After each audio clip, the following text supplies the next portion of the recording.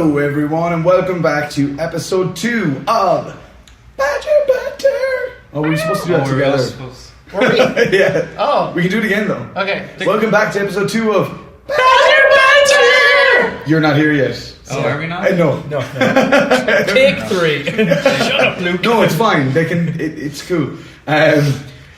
Welcome back to our second episode. If you've watched our first episode or listened, at this point you'll only have been able to have listened to our first episode. You're making this very complicated. I love doing that. If you know who we are, send help. Thank you for watching or listening to our first episode and coming back for more. That's pretty amazing. Yeah. We, as per kind of every episode, which has been one to date, we are going to just kind of do a couple of quick shout outs. The first shout out is that we've spent 3.5 hours 4 hours 10 minutes. 4 hours 10 minutes, oh god, today on a live stream promoting our new Celtic Badger Media Patreon. If you're listening to this podcast, presumably you might be a patron because these get released early for Patreon patrons. Yes, if you are, we appreciate and love you to no end. Really do. But yeah, we just want to say, look, if you're not somebody who's a subscriber, or how the hell did you get this? How did you get this? Stop pirating our shit. You can head over to www.patreon.com/Celtic Badger Media. Truth. And there's stuff from $3 all the way up to $30. Yeah, and again, everyone who becomes a patron gets early access to pretty much everything we're doing, including this podcast, as well as, exclusive access to behind the scenes stuff and exclusive access to existential access to everything. And exclusive access to like our short films and stuff that we're working on before anyone else can see them. There's loads. Go over to Patreon, have a look. If there's anything that kind of tickles your fancy that you've never seen before, you can totally check that out. Thanks for dropping that basine. I thought it had disappeared. Second quick shout out to Rebecca. Obviously, before we started talking about doing this podcast, I was never really a podcast person, and I regret that now because what actually got me hooked on podcasts was the Movie Crypt with Adam Green and Joe Lynch. I met the guys at Fright Fest and was like, how can I support these guys? So found their Patreon, started to donate money to that, and then checked out their podcast and was like, holy crap, this is super amazing. As an indie filmmaker, I'm learning so much from listening to these guys and their guests. So my shout out is just to the Movie Crypt, and if you haven't checked them out and you are an indie filmmaker, you should definitely, even if you don't want to support them on Patreon, that's fine too. You can also just check their stuff out over on Geek Nation. So just www.geeknation/the Movie Crypt, and it's well worth checking out if you are an indie filmmaker, or even if you just like learning about indie film. And the third shout out before we move into our introductions and stuff for the day is a shout out to Barry, effectively, hey, and all the cast and crew that he's worked with on 2 films which have been selected into a big festival in Cork called Indie Cork. Indie Cork, yeah. So Barry worked on a short as director and the short is called Doors. Doors, yeah. And that's been selected into Indie Cork. And he's also worked on a feature film as DP, director of photography for the uninitiated. Editor and colorist, and I was producer. Except producer, actually. Exactly, nice. You need the suit just now. saying. That's called Blue Dawn, and it stars Fia Kunz, and I've seen snippets of it very briefly from times I've visited Baz and stuff, and my god, it's stunning. Yeah, some amazing performances in both films. And I haven't seen any of Doors yet. I'm really looking forward to getting to see it at Indie Cork, which is, what are the dates, Bess? It's from the 8th to the 15th. I don't know what dates anything is being shown yet. They haven't released the full program, but yeah, it's either at some stage along those dates. I know the short film program, I think, is pretty small. Like, there's a lot of shorts showing, but I think they're doing like a small segment every day. Okay, like a small short film showcase. Yeah, every day, and then they'll be doing. That's what they do at Fright Fest, actually. Yeah, they'll be doing bigger features then. So I don't know what dates it lines up. Just go for the whole thing. Just go for the whole week. Just go to IndyCar. I'll be there. It should be fun. I'd say it'll be wicked. But yeah, major congrats to you and Joe and Fiach and Clara and everybody involved across both films. Naj, I nearly left out the director of Blue Dawn. Naj, the director. But yeah, huge kudos and huge congratulations. So with that out of the way, quick reflection on last week's show. We had Brian O'Regan and Becky Tubridy on. It was a hell of a lot of fun. It was our first podcast. We were in the other part of the New Badger Cave, which when it started raining, it got loud. Was not optimal. It got loud. So that's why we're doing it out here now. That and we were here for the live stream, and it's easier to. The router is in this room, so it's easier to do like a direct. I think this is where it's going to be every week now, though. It's just more comforting. Yeah. Sure. But yeah, so if you haven't heard that podcast yet, definitely check it out. Some cool stuff in there. Some interesting reflections. So obviously this is Badger Banter. And last week we bantered with some Badgers. And this week we are bantering with more Badgers. As we should. for the opening of the Badger Banters. I totally agree. It's great to see that we are keeping the theme up of bantering with Badgers across a couple of episodes. Well, even when we do have other guests on, we will be the Badger representative. Whoa, I never even thought of that. There's always going to be Badger banter going on. There's always going to be Badger banter. We'll do what we did last week, where we'll introduce the guests beside us, isn't it? That's what we did last week. Yart. So to my left, I would like to introduce an actor, a philanthropist, a millionaire, crime fighter, Bruce Wayne. It's Luke Doherty. Oh actually. shit! Sorry. My bad. I thought did the guest change? Well, Bruce said he couldn't make schedule. His Lamborghini was in the shop, and he didn't want to bring the Batmobile out in public. So that's understandable. Hi, Luke. Hi. You called me crying, asking me to come on. So. He was crying because Bruce Wayne had turned him down. Oh yeah, understandably. Obviously. Yeah. He said he was going to see Talia Al Ghul instead. Kiss what a dick. Joke's on him. She's dead. Wow. Spoilers. No, they've got that look to pick the lads on his bed to be grind. Luke has been in the Three Don'ts. He's been helping me out on shorts and features and stuff since all the way back to my very first Short and Snared, and he's an actor in his own right and a writer in his own right. Yeah, I've been kind of just tagging along with you for the longest. I've been your best boy. He has been my best boy. I've been your best boy. You're my best boy, Blue. Ow! Jesus, dude. Sorry, I had to punch you a little bit. Oh, wow. So, yeah. Sweet. And to my right, we have Mr. Stephen Tubridy, who is, again, a multifunctional badger. He's... but also barely functional. He's a multifunctional badger, but a barely functioning human. I'll take it. He's an actor in The Three Don'ts and films like Framed. Legacy Point. He's a writer-director of The World as I See It and... Illusions of the Mind. Illusions of the Mind. So this is Twisted Tubs Tubridy. What up, bitches? How's it going, peeps? Good. Thanks for coming on, guys. Not a bother, I'm ready to badger with some banters, like. Yeah. We just wanted to... Don't badger us. I'm pretty sure I said it completely backwards, but you know as an audience what I mean, so it's all good. I like the way you're already assuming the audience understands you. We're butchering the Nobody badger. understands me. It's true. It's fine, though. It's fine. That's what we're here for, guys. We're here to butcher the Badger the Banters. Let's Badger the remind people Banters, that we that's have what been on live stream Banter for with like the 4 Badgers. hours. Yeah, we've before already this. been talking for like the guts of 6 hours today between when we got here, setting up the 4-hour live stream, the half hour, 40 minutes it took us to set up for this, and now we're here. We're going to talk for another fucking 2 hours. Oh, fucking kill. It really is. Yeah, Looks like kill me. I don't want. It's a good job we fucking like each other. That's true. Jesus, imagine if we didn't. Yeah. What would we be doing? God, they're 2 hours So, with this guy. Paddy Murphy, I don't like you. Okay. And that's all we'd be doing. Oh wow!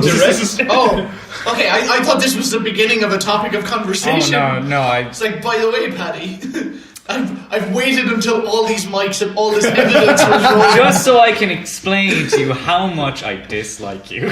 You're going all Rick. I can prove it mathematically. I'm sure there are people that can prove why they dislike me mathematically. I'm sure of it, and I'm okay with it if they can go to those lengths. Fair play. To kick things off, we're going to do what we've done last week as well, which is we're going to start this with me and Barry, but don't worry, your guests will let you get involved. It's cool. If we feel like it. If we want to. But what we're doing is this is our section of the show called Top Picks, where we talk a little bit about stuff that we've been playing, watching, listening to, reading, whatever, something that you would recommend from... And okay, it doesn't always necessarily fall into the last week, but... Yeah, it's something that you've watched in recent times that you're like, oh, this is really cool, this should be... Or you've listened to or read or played. Yeah, exactly. Yeah. So, do you want to kick this one off? Because I think I started it last week. Yeah, I can kick it off. What I've been watching recently is I've actually started watching the latest season of Orange is the New Black on Netflix, which is really cool. I've liked it. I thought the last season kind of dipped a little, but the end was really good, so I'm glad that they kind of... I'm trying to remember, and I don't want to go into spoilers for anybody who's not watched it yet. Same but as that. I'm trying to remember, I think I know where... So you're on season 4? Yeah, season 4. I remember where season 3 ended alright, and I also thought the same. Season 3 was a big cliffhanger. Yeah. I thought season 3 dipped a lot. I don't think it was as good as the first 2. I think that was because of Genji Cohen's departure. Yeah. And she's gone off to do Glow, but I think they've really pulled it back. They've really pulled it back. Like season 4. You watched it, don't you? I'm currently on season 5. Oh, so well, season 5 then is what I'm on. Yeah, I thought that was. Yeah, I thought we were on. It's the 5th season currently on that they've. Yeah, well then done. that's where I am. Yeah, because I won't say too much, but I know at the end of the season previous to the one that I've just watched, it ends with a big moment. Within the prison. Yeah. Mm-hmm. And then the next season is pretty much all about that. Yeah, spoiler, it takes place in prison. No, it may have been a giveaway with the orange jumpsuits, but... Yeah, but Orange is the New Black is not a fashion show. It's actually about prisoners. But yeah, no, I'm really liking this latest season. It's really kind of... I feel has pulled it back to more of what I loved about the first season. Amazing. Which? Crazy Eyes. Crazy Eyes is phenomenal. She is easily one of the best actresses in the whole fucking show. Out. She's incredible. I mean, there is some incredible talent. I've been consistently blown away by Kate Mulgrew on it, like who was in Star Trek Voyager. Oh yeah, she's amazing. Like, I remember when I first saw her and I was like, that's fucking Captain whatever. Voyager. Is Reyes? Yeah. Did you just make that? Oh my god! I did not know that. Yeah, Kate Mulgrew. I was never a massive. I was never a big Trekkie either, but PJ that was. Is so I'd be forced cool, man. to watch Voyager, which I have to admit, although I was never a Trekkie, I enjoyed the Next Generation. Yeah. I enjoyed Deep Space Nine, but then I was forced to watch Voyager. It was never my cup of tea. I did not know that. Yeah, I love that. Now that's awesome. I did not know it. Yeah, so I'm about 8 episodes in. I haven't finished the season yet, but yeah, I really think they brought it back to what made the first season so fucking good. It was that, like, the funny moments were really fucking funny, and the characters heavy moments were really heavy, and it was like, yes, this is what I love this show for. One thing I thought with the new season myself was I thought it felt like, and this is not a bad thing before it gets misconstrued as being so, it felt like it was more of a splintered season, like it was more focusing on individual arcs, like, you know what I mean? It didn't feel like there was a central character that you were following for it. It felt very much so. And I loved that. It felt like an ensemble piece rather than following one character through. And that was what I liked about season 1, because you were expecting to follow Piper Chapman the whole way through her prison sentence, but then as you get new characters, and each one kind of got their own backstory of how they went into prison. I was like, oh man, I fucking love this. This is really well thought out, and everything. Genji Cohen's friggin' amazing. I mean, I know she's gone from the show, but like Weeds, that Glow, she's just a stellar on the same thing. Do you know the season 5 of Orange is the New Black? It's if you've watched Weeds, right? Yeah. If you watched. Oh, I know what you're talking about. Yeah. You know what I mean? But it's spoiler territory. I don't think I've got season 5 of Weeds. It seems to be the 5th season tends to go a certain direction. Yeah. And Weeds did the same thing, and it's one of those. I've never watched Weeds. Oh, Weeds! You would love Weeds. If you like Orange is the New Black, like. I mean, it does suffer in. I mean, when you run for 8 seasons or whatever, 7 seasons. It was season 5 that really. I won't say dipped. It as you were Struggled. saying, it splintered. Not even struggled. It splintered and started following more characters. Oh yeah, like Andy. Yeah, I love Andy in that was- Swedes is the best character And ever. that's what I loved about it, but it started to really go weird. And I think for a lot of people watching it, it was like, oh, this is too far west for me. Or down No. south, you mean? Yes. I'm trying to spoil it, Well- but and then the Do we know what they're talking about? No, not a fucking. we've clue. lost them because we started talking about something else, but it's the same guy. Welcome to a It's the podcast. same creator. That's how It's it the same rolls. creator of Orange is the New Black, basically. Yeah. I mean, you can see there's a lot of. But even I similarities started between watching both of us. Glow, and I was Yeah. like, yet again, straight away, I could feel the Gingy Cohen influence. You know what I mean? Yeah. Even though it's yet again completely different. Yeah. I've yet to watch that. Being Which as I find much of so a wrestling, I know weird. I'm such a wrestling fan, and I have not watched it yet. And you get to see Alison Brie's boobs in it. I'm watching it It's on tonight. Netflix, right? Alison, Yeah. Right now tonight. Alison, that's what I'm Community. watching. Alison, yeah. American Horror Story couldn't wait. That reaction is the best. Yeah, I was really shocked in the first episode to be like, whoa, there's Alison Brie's boobs. Cool. Oh, cool. So I only have to watch Yeah. one. Sweet. But then the problem is they get you into the story, and then you're like, oh crap, I'm going to watch the rest of this now. I heard the whole season is It's great. amazing. It's really, really good. Shot on red and made to look retro. I'm 100% down to that. It's and then did you see they released like footage of the original actual Glamorous Ladies of Wrestling, and it was so cheesy. Oh man, could be It like. was so cheesy. As you know, because you watched wrestling since you were young, so you know the old 80s, 90s kind of like into that. You wouldn't probably be into the newer edge, but you know the old side, and that's what it's based off of basically, is all the older 83, 84. And you go back and watch wrestling. Is Hogan in it? No, it was 83, 84, and it was like it was very much so before any of I before love- wrestling went kind of mainstream. I love that Baz is Hulk Hogan in it. I knew some wrestlers once upon a time. No, but it is. I mean, The Undertaker. and I mean, The like, apostrophe Hardy Undertaker. Boys. I wish you were going to say the Hardy Bucks. I love the Hardy Bucks. They were amazing. They were great. Just see Buzz come in. the Hardy And Bucks, fucking Shawn Michaels, the whole lot. I used to watch wrestling. Heartbreak Kid. And then I favorite grew up. wrestler of all time. Love that dude. Not enough. Okay, we're doing that We thing sidetracked where from we've that. totally gone off. Yeah. I'm sorry, Beth. Sorry. It's what happens. It's fine. Tangents. That's actually where I was finishing because I mean, That's all you you can't talk too much about, especially because I haven't finished the season and spoilers because it's still pretty new. I think it's only It's about a couple of months. It only came out this year. Yeah. Yeah. It was only early this year. Because Kathy binged it when it came out, and then I was Yeah. just kind of sitting in it. I'll jump onto my pick. Yep. It's a game. Again, and I'm like, I never have time to play games. Well, like the game I picked last week was very much like a quick 2-minute pick up and play thing. Unfortunately, this week I found a game that is not that. Or like in the last 2 weeks, I found a game that's not that, and I am obsessed with it. I cannot stress that enough. It's a series of games, actually. I got the third one, and then I went back and got the first two because I was like, I fucking love this. Yeah. It's a series called Danganronpa, right? It's a visual novel series. You can understand why I checked out the newest one, because I was like, I'm making a visual novel. I'll take a look at another visual novel. So I checked out Danganronpa V3, which is what I'm playing majority at the moment, and I was like, whoa, this is amazing. It's Battle Royale, effectively. And everyone's comparing like PlayerUnknown's Battlegrounds to Battle Royale, but I'm like, that's a shooter. I mean, this has that feeling of Battle Royale where you're like, who do you trust? Who will... If you're getting... Their whole thing in this game is that there's 15 or 16 students put in a school. The school is blocked off from everything. This teddy bear monster called Monokuma comes along and tells them, look, you have to kill other students and get off with it to escape, basically. And that's By get off with it, you mean get off with the bear? No. or the other student? You basically have to... There's a thing called the class trial that takes place every time there's a murder. And when the class trials happen, you have to figure out who's the blackened, which is the person that did the murder. And if you don't pick the right person, they kill everyone. Oh, cool. Is it an online No. multiplayer thing, or is it? Oh, okay. That It's sounds really single cool, player. actually. It's a narrative game, like. Yeah. Oh, okay. And so I played the third one. I was like, "This is awesome! This is kind of everything I've ever wanted. It's the battle royale game." Like, Yeah. And so then I checked. I saw the Danganronpa 1-2 Reload was out on PS4, which was a update of the first two games. I was like, $40 for 2 of these games. I'll take it.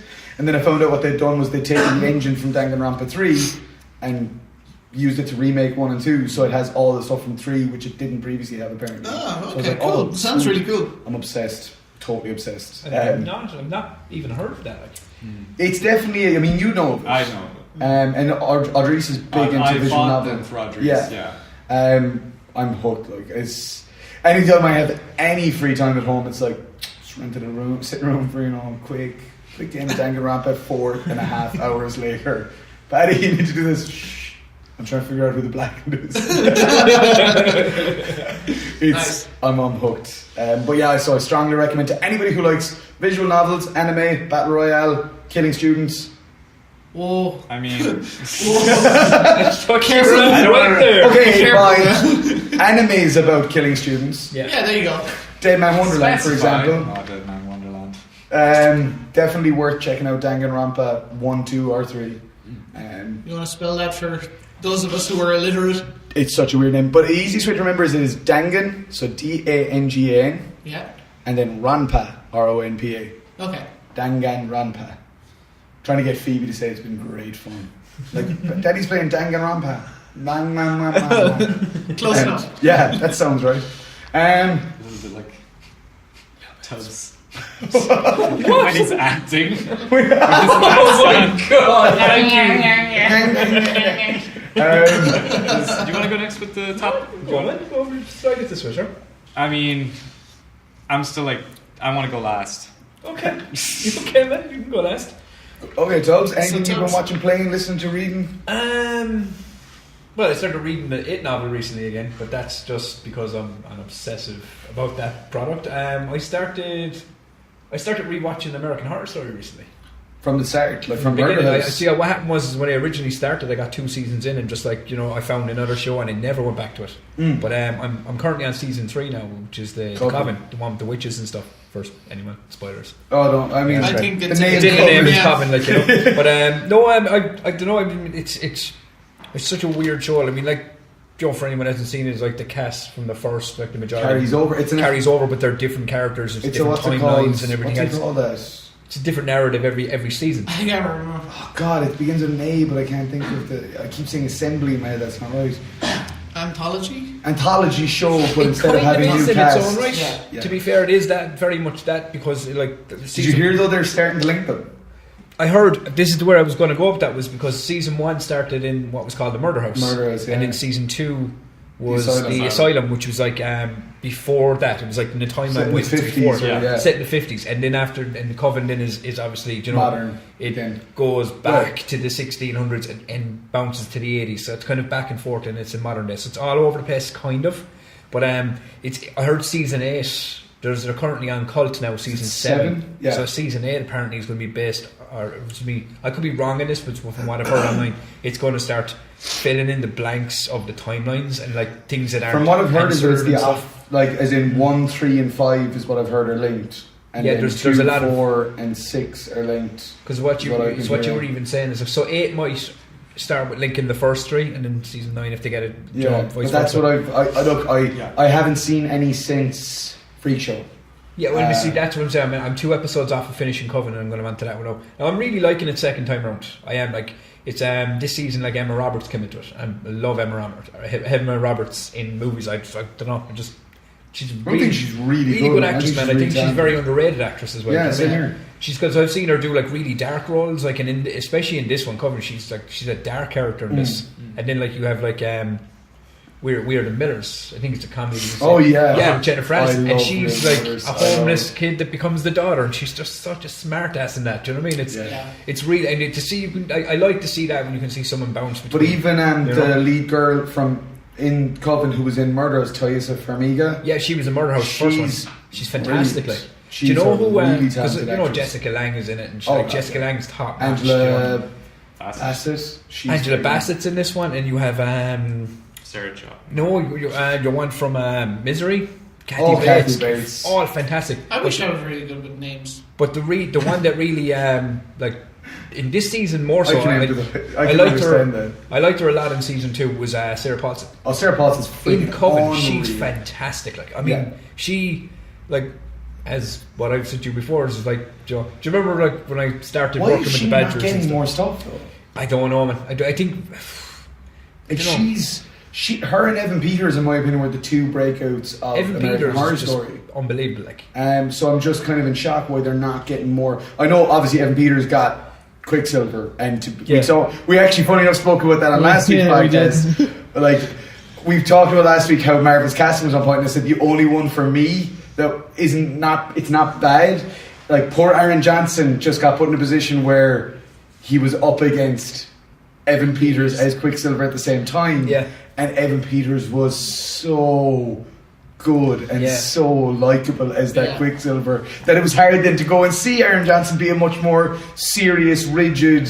Yeah. It was like, for Peters when he's way more fun, and it's like, look at him slowing down and moving them bullets with his fingers. it was like, it's just he's a fun character in that, you know. But I think even in American Horror Story, where he's playing dark characters, he brings fun to them. He does, because there's even especially in this season in Coven, there's like you know the way that they showed us, so it's in present day, but then it's kind of like Orange Is the New Black. They show backstory. Yeah, and it's like, for each character. Like each episode will start on a backstory for a certain character, and his backstory before it gets to where he is in the show is like, it's like two completely different characters, because it's two different timelines, and there's stuff happens and so on. Do you know what I mean? But to see him go from like really lighthearted and just a bit of a fun guy to start, and then to a complete another dark psychopath, like in the mindset that he's in the character, and that's why I love that. Like, and that's why I think he's a really solid actor. And as I say, him and Sarah Paulson, I'd just love to see him get more. That show has broke out a lot of people, because even Zachary Levi and Finn Whitrock, Finn Whitrock, guy. But even that amazing actress who's in, is it Kate Mara? Am I getting that right? Jamelia. No, but Fantastic Four. I know it's Kate Mara. House of Cards. Which? House of Cards? Yes. Her sister was in the remake of... she was in Murder House, though. Like, that was and that was when I first saw her and stuff, and I was like, holy crap, this actress is amazing. So American Horror Story has become a little bit of a cornerstone for, like, finding breakouts. It has been, man. I think that's just because of the characters, though. Like, you need to be good to portray... multiple characters across seasons. And even to portray some of the crazy that's been in American Horror Story. Yeah, so, And I'm only, like, as I said, from restarting, I'm only into the third season, but you can already see that, from like even the girl from the second one that plays the nun with Jessica Lange. Like, she's in this one. She's so good. She plays Misty, like, whatever. And now she's playing like this. Like, she's freaking incredible. She's so like the complete. And she was the opposite. psychotic. She was the doctor's wife in the first season. Yeah. So she's played three. She's played three incredibly different characters. Completely different characters, and she. I loved her as the nun in Asylum. I thought she was brilliant. I thought she was the best thing about that season, if I'm being honest. I imagine that's pretty fun for an actor, though, to play something that demonic, and then next season play a completely different character. Oh yeah. And it's like, because like in that first season, she's like literally a hateful, spiteful monster. Yeah. And then like she plays this kind of happy-go-lucky, innocent nun in the next season who gets for half of it. And then the third one, then she's like this airy fairy, hippie witch, witch that is like stronger than most, but she just loves the world. That's really good. Like, she wants to be Stevie Nicks as well. Basically, she's like that's what it is. She's just obsessed with Stevie Nicks, and that was beautiful. That tone was class. Like, We'll jump on to Luke. Go on. Luke. I guess my pick would be The Evil Within. You're so obsessed with that game. I love The Evil Within. I am in love with I know The Evil you Within. are. And since the trailer for 2 dropped, I've just been watching every little bit that's coming out about it. Sebastian Castellanos, my beautiful man, my beautiful dad. I love him very much. They changed his voice actor. Yeah, but as you were saying... But as I was saying, I kind of like it from the little bits I've heard of the other voice actor that's now playing him. Like, we have gotten no names yet. As you were saying, we had a little... I hate jumping into stuff that was off mic, but when we were driving here, we were talking about it. We were saying that sometimes, like, the guy who played Sebastian in the first season was kind of a well-known movie actor. Yeah, he's in Inhumans. Yeah. He's the we also talked about Inhumans last week. But he was in Inhumans. But his playing of Sebastian was very, as much as you love the game, it was a bit bland. It was a bit bland for a phenomenal role that needed a lot of character. So from what I've heard of the new voice actor, He's a voice actor. he's a voice actor, and obviously he knows how to portray emotions and feelings through his voice better than a movie actor would, say, without Getting gestures. special training and stuff as well. But we talked about that with the whole big thing with Destiny and Peter Dinklage. When Destiny was being announced, they were like, we've got Peter Dinklage, Tyrion, like doing the voice of Ghost. And the beta came out and people were like, this is awful. Yeah. Like, and people were like, look, it's not Peter Dinklage's fault. Like, he's just not a voice actor. He's not, and the dialogue's not great and whatever. But it's crazy because then you took that exact same dialogue, handed it to Nolan North, who is a pro, who has done a bazillion. What an amazing human! Oh god! And people always reference him with games, but he's done every kind of animated movie, every kind of show, every kind. You can't not know Nolan North. He's incredible. And straight away, the exact same lines that Peter Dinklage had to do with it. People were like, "Oh well, the writing is just really bad." They had issues with. It was like, oh, it was the lines. No. And then Nolan North delivers and you're like, perfect. Yeah. Just absolutely perfect. And I feel still so bad Can I get 2 of those, please? I just still feel so bad for poor Peter Dinklage because, as I say, it is just that, as you say... I think Peter Dinklage is doing pretty okay. I think you didn't mean to feel so bad for him. I don't think he needs Destiny on his resume. That dude, I don't know if anyone here watches Game of Thrones. We've talked about this. I'm behind. I'm still back on end of season 5. I'm a little behind. Barry's never watched an episode. I was the same as well. That's not true. I watched that one episode that Fiach was in. Completely out of context in season 5. Just because Fiach was in it, I wanted to support him, so I illegally downloaded it and then watched it. He means he streamed it from the paid site. Yeah, HBO Go. I have one of those. No, but he captivates me on that job, and he's just so good. Fiach. He's so good in that role, man. He really was I'm pretty sure. You could totally get that role, Dubs. Oh yeah, no. Stop region locking us. HBO and Adult No, Swim. but Peter Dinklage in that show is fantastic. Continue really with your obsession as well. Oh yeah. Segue. Yeah. But no. So Evil Within 2 is coming out. I'm super psyched to play. So you gone back. Yeah. So I went back. And I went back into STEM. And it is hell. It is. It is the human collaboration of what everyone thinks is hell. And that's what I think is so incredible about it. Can I ask you a question? Yeah. You said you got every achievement in it. So I bought the DLC. I have everything. Did you play it on the highest difficulty? Yes. How the hell did you do that? I was playing it on normal, effectively, or whatever the equivalent of normal was, and I was like, this is bastard hard. I gave up.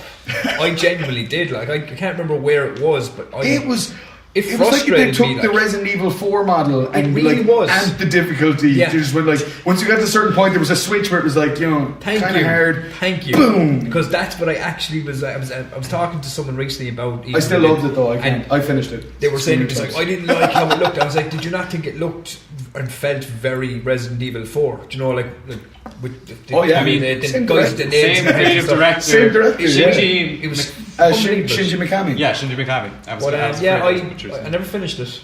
I did. Yeah, I never finished even though it was bastard hard, and I got stuck. Which? Evil Within 1. Yeah. But I never got the DLCs though. Did you good?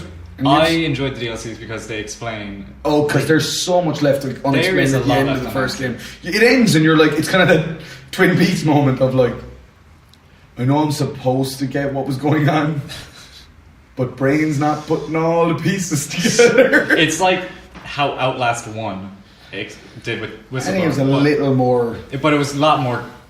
Evil Within was fucking confusing. It's because it's Japanese. Let's be blunt about it. American Google actors. Translate. Yeah, they're like, we're not paying a localization team, just Google Translate everything, it's fine. Don't worry about it. I've bought stuff on eBay that's come from sellers in Japan or whatever with very obviously Google Translate. It was you buy item, thank you.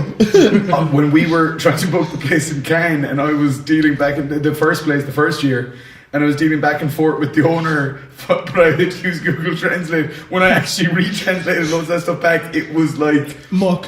What am I saying? What does he think I'm saying? But I guess, that ends my obsession with Evil Within. I'm looking forward to Evil Within 2. When's that out? Next month? October 13th. Friday the 13th. I have to admit, so much stuff that is a coming out good Friday the date. 13th. that trailer for the For second Evil one, Within it's, oh, it's really good, dude.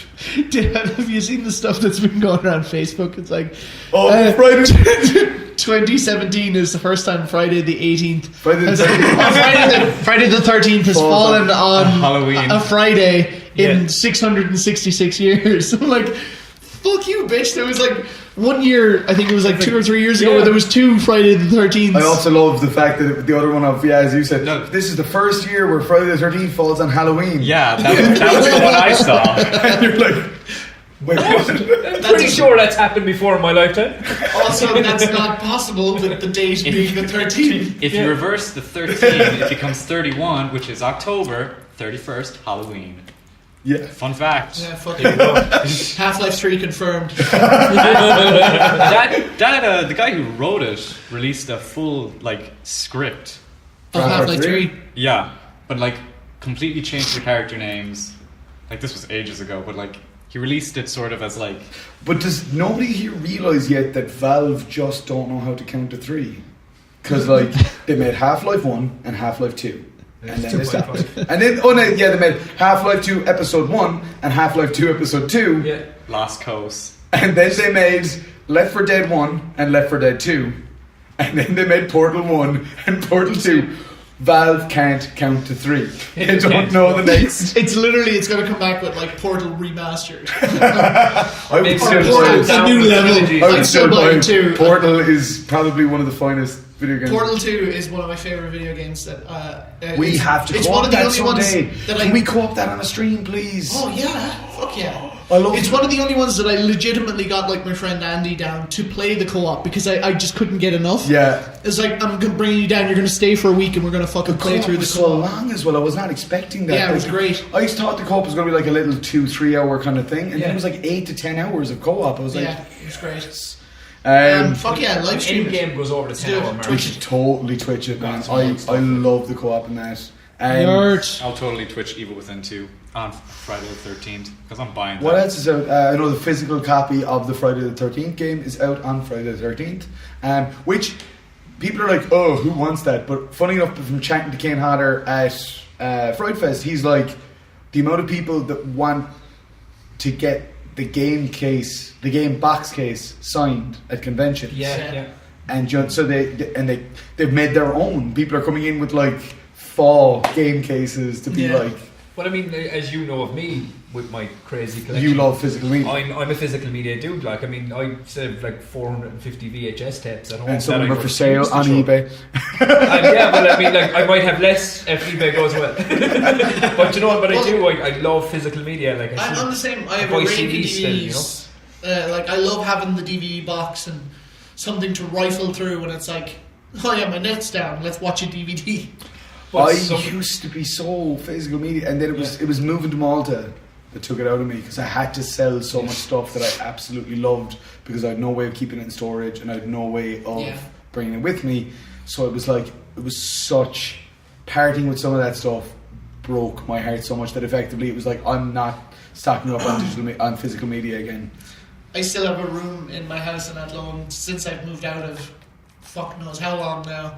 There's all of my stuff in it. I'm I wish I had that going to Malta. Yeah, it was my parents were yeah, you can keep some books here. That's it. We're not keeping all your shit. Screw you. Oh, that's a hard choice. I remember going up to the Rage in Dublin with all my retro consoles. I had some amazing retro consoles. Didn't you have a blue N64? Oh, dude, I had so much more. I had a Neo Geo Pocket.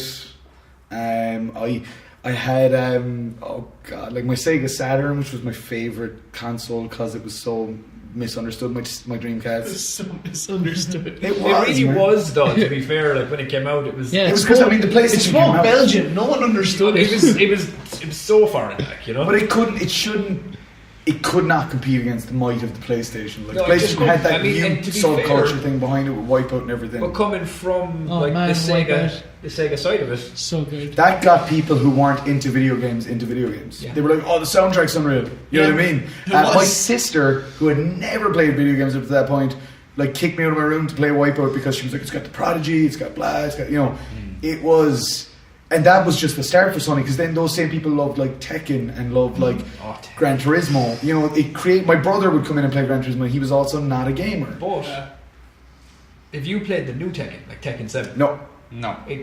that's like straight away, or even that reply is the same as myself. It's like, you remember Tekken Tag? Mm-hmm. Tekken Tag was unreal. Like, you had 2 characters, and it was just like, and it was just the most competitive thing. Like, and even if it wasn't, you just got nuts for it if you had a second player. All the newer versions of them, even though they're next gen and they look brilliant, there's just, I don't know, there's something missing. It's just not the same. You know? Funny story for you. Growing up, I was never a Tekken guy. I loved Street Fighter. Street Fighter was my Street Fighter, and I went to the arcades in Ballybunion and I played Tekken 2, and I enjoyed it in the arcade. And then the first Tekken game that I fell head over heels in love with was Tekken 3. Because they had a bazillion characters, they had an arcade mode thing, which was like a modern day Streets of Rage game. I was like, what the hell? They had the Gone Beach Ball. I was like, this game has legitimately everything. And some of the characters they brought in that one were amazing. And what it had as well, as you know from like playing fighting games, is it had different options, so it made it consistent. There was playability. There was like, you could go back and clear the arcade mode. You play the beach ball mode. You know yourself, because I've always said it in the game world, and maybe it's just a gamer that I am. If you buy fighting games or driving games, they're 2 base games that sometimes, without having a second person to play with, they become. It's funny though, because there's 2 PS1 games that I can think of where, like you, I was always like, driving games and fighting games are just that. Like, you're just going to play them in 2-player with, like, people. Tekken 3, I played the shit out on my own. That was a different one. It was like, I was like, oh, I can play this single player effectively. And likewise, the first racing game that I remember being obsessed with because it had a story mode that I wanted to get through was Ridge Racer Type 3. On the... Was that the one, the cover box was like yellow? White? No, it was yellow. I'm thinking of the newer one, aren't I? This was like the first. It had like this character on the front. She had like brown short hair. It was like a yellow box, but it was like literally it had a story mode where there was a career and you progressed. And there was crazy. It was like a soap opera. Your character would be like, "Oh, you're not going to win this race, Jim." And you're like, "This is amazing. I love this." There's extra elements. FIFA's done that now. FIFA, I see, like, for me every year, my brothers would be very much, they'd buy FIFA. You know, and a lot of my mates are like, they buy FIFA every year because it's a consistent rollover game. My one is, as you know, WWE. Oh, right. WWE, I buy them every year because I just that's my FIFA, you know. But I saw the new FIFA and how it's they have a story mode. Like, the career mode is like, you go into the training camp, you go in and sign your contracts, and then there's like, you know, like, you get injured and you might have to deal with, like, you know, like, is he going to go off the rails or not? And I'm going to go, this is insane good. You're not just a football player. You have to balance this guy's life. So you're it's saying crazy. If you get injured, you can go like spiking Chris. I It's just like being a real championship footballer. But NBA, I will buy the fuck out of a FIFA game that lets me do the that. NBA games have done that as well. It's not just about the game. It's about the character's life as well. Was it NBA 2K17 where you had the story mode that was like you could like betray people? That's what I mean. That's what was it NBA is. 2K17? Oh, I'm too loud. NBA.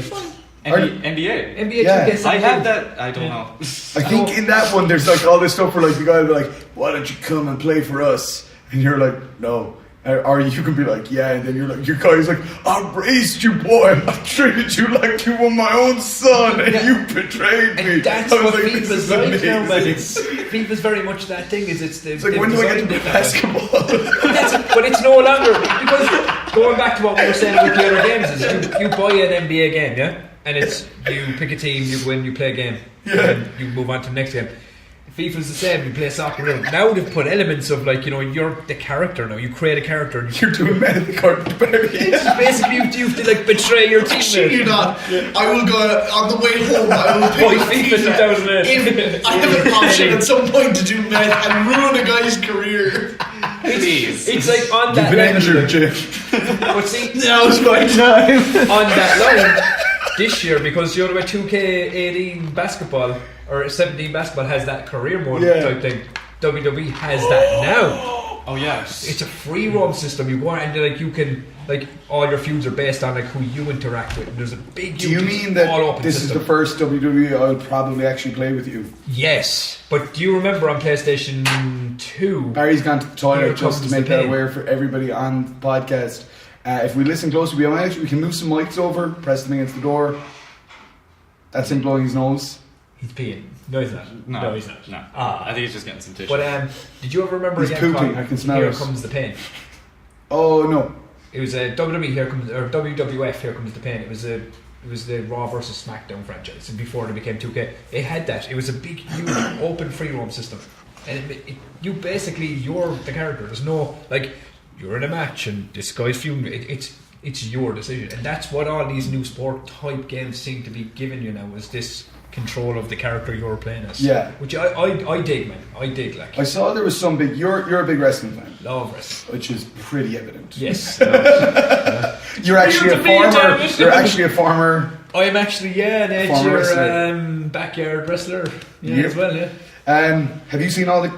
Do you know the guys at? Is it What culture? What Culture? Yeah. What Culture Wrestling? Have you seen the controversy stuff with that? Yeah, I got to with YouTube and everything else. Like, Where the 5 guys have left they're and they're five- setting up their own. They're setting up company. their own channel. I don't know the details because I haven't seen. Yeah, I mean, I usually researched watch that much Wrestling into it. Fest with Ali Davis. It's kind of like very good for basically on the point news, trying to find out in that industry and stuff.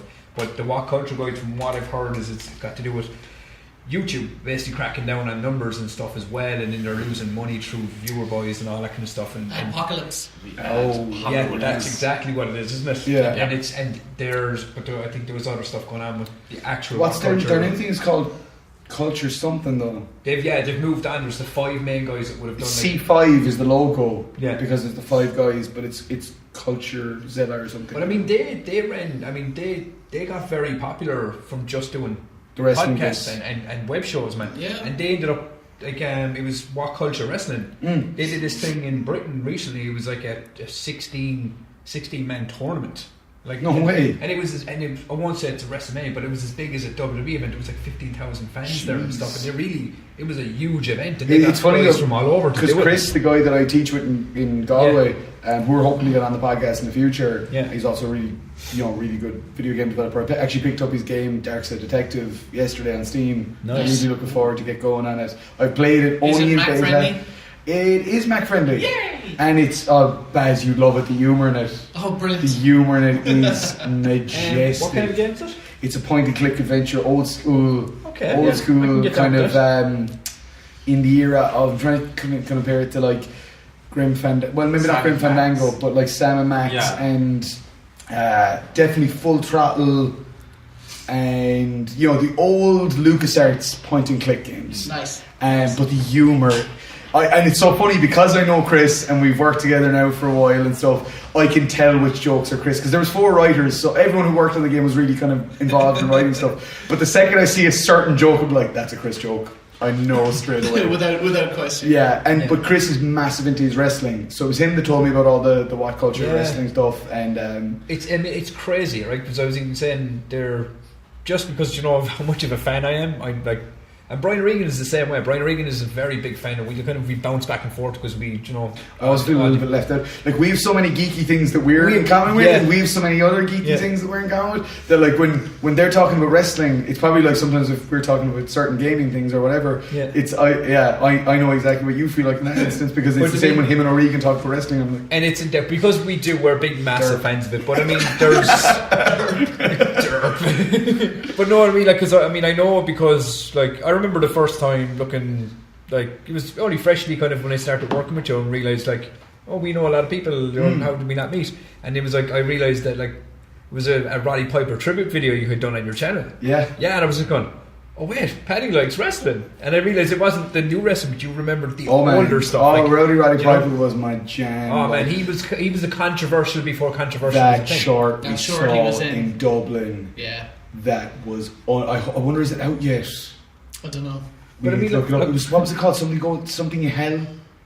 The gate to hell, or Gates of Hell. And that was the one where he plays the janitor. So good. Believe it or Yeah. not, that was Unbelievable. the last film he did before he Yeah. passed away, wasn't it? Yeah, and it was. We saw it in. It was there was a majestic, beautiful yeah. tribute to It him was and a really stuff. nice tribute as well.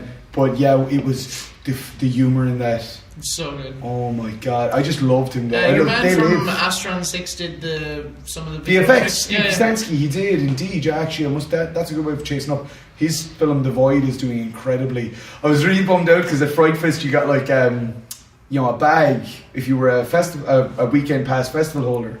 So like you go in, you get your bag, and it's basically like a lucky bag of what's going to be in there.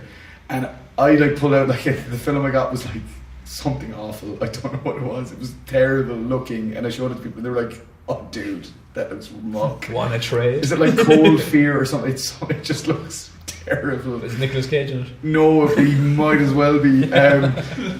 But then I just remember Scott Lyas opened his bag and was like, "Oh, The Void." I was like, "I hate you so much." Because I wanted The Void so bad. I need to buy it. That's the solution. Support the people you love by buying their stuff. Or going to patreon.com.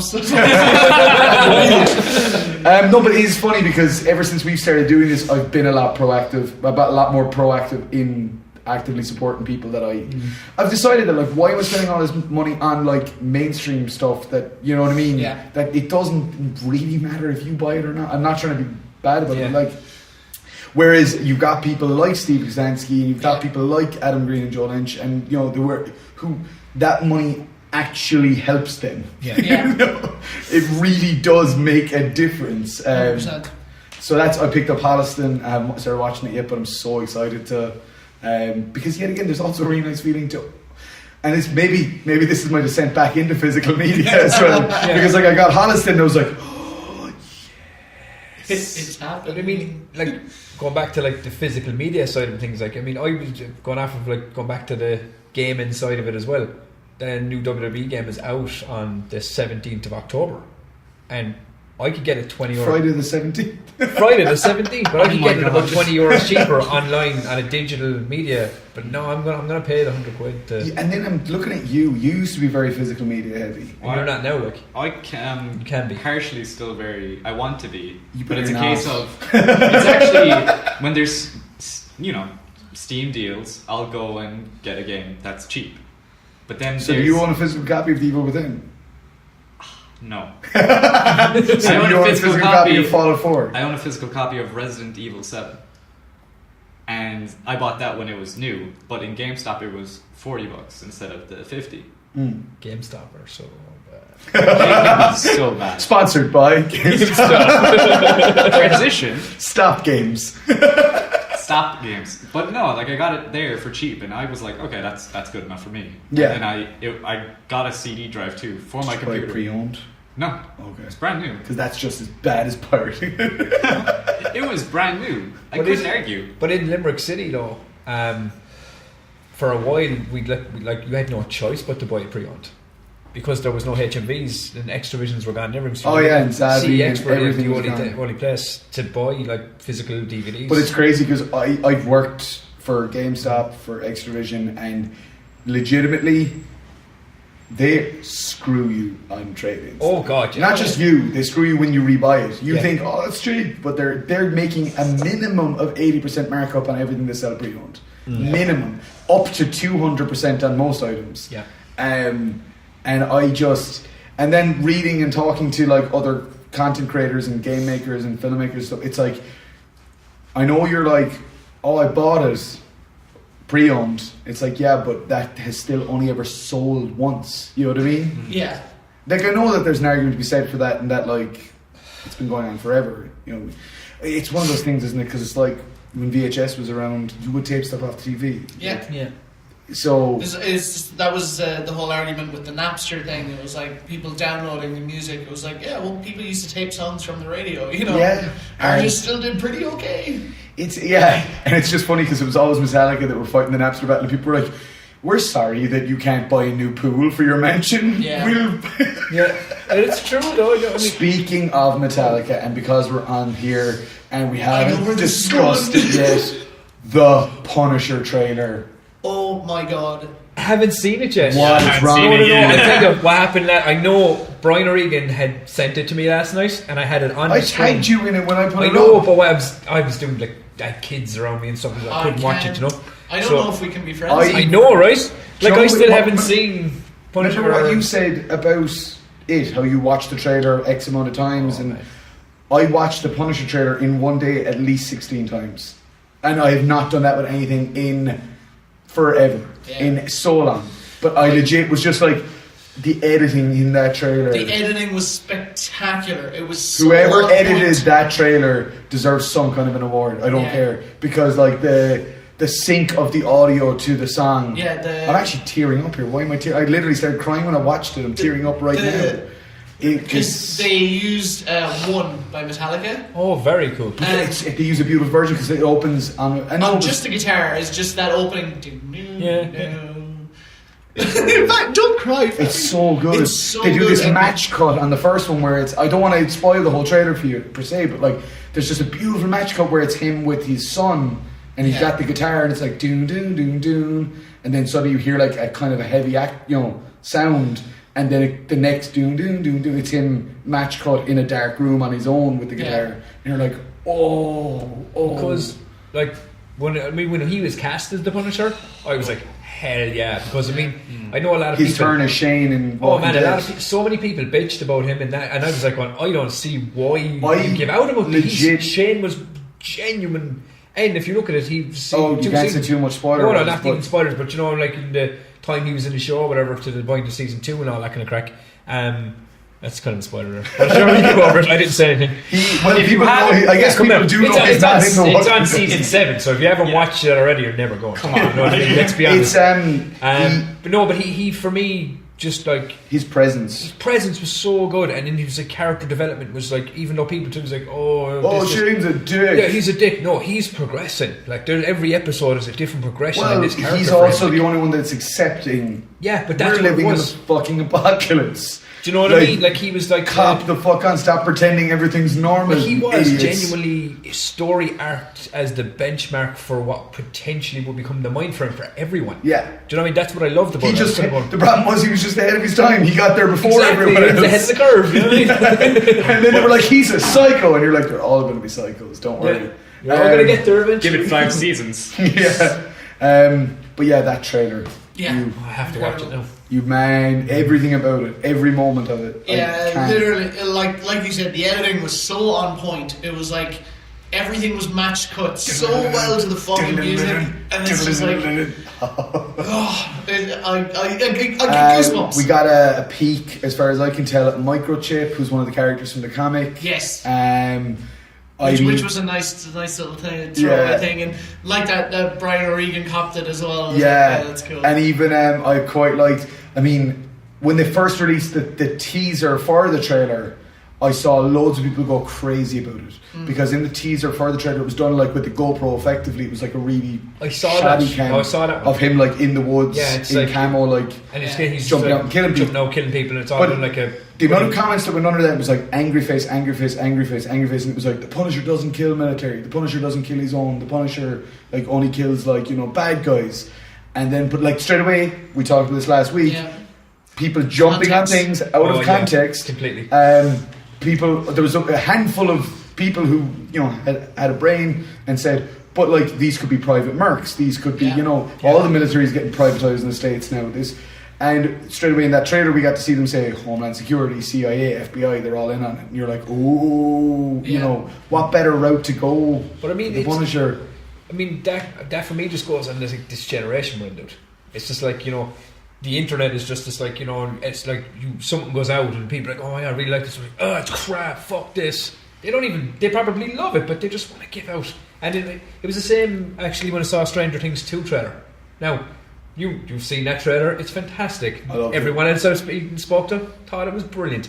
I saw one or two comments. Like, no, God, no. I've seen one or two comments on a feed though on Facebook. Don't you see trailers? Yeah. And it's just this like it's ripping off the Goonies. Oh, the kids are shit. And I'm kind of going like this isn't even criticizing the product. This is just someone giving out for the sake of giving out, and that's basically what the internet is now.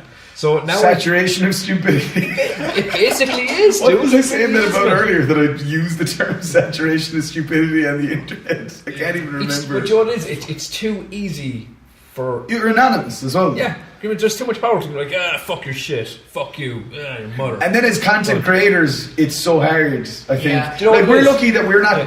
we're not big enough yet or well known enough yet that we get a whole heap of that. Yeah. But I can't imagine what it's like, even for people like Adam Green and stuff, who get people that are like, oh, fuck your shit, you're awful, and you're like, yeah, it's like, I remember when you used to be cool. But like, you're like, dude, I'm just trying to make my day. I'm just trying to do what I want to do. And I can't remember what movie it is. It's one of the Celtic Badger media movies on the YouTube. And I'm in it, but I can't remember which one it is. But I was reading the comment. I'll be honest, I had this moment, I was like, going, 5 comments? Oh, what are those comments say? And relatively all the time people are kind. They're like, oh man, really well done, man, that's great. Oh my god. Did you fucking see that? I am glad this is a fucking video podcast. I caught that motherfucker out of the air.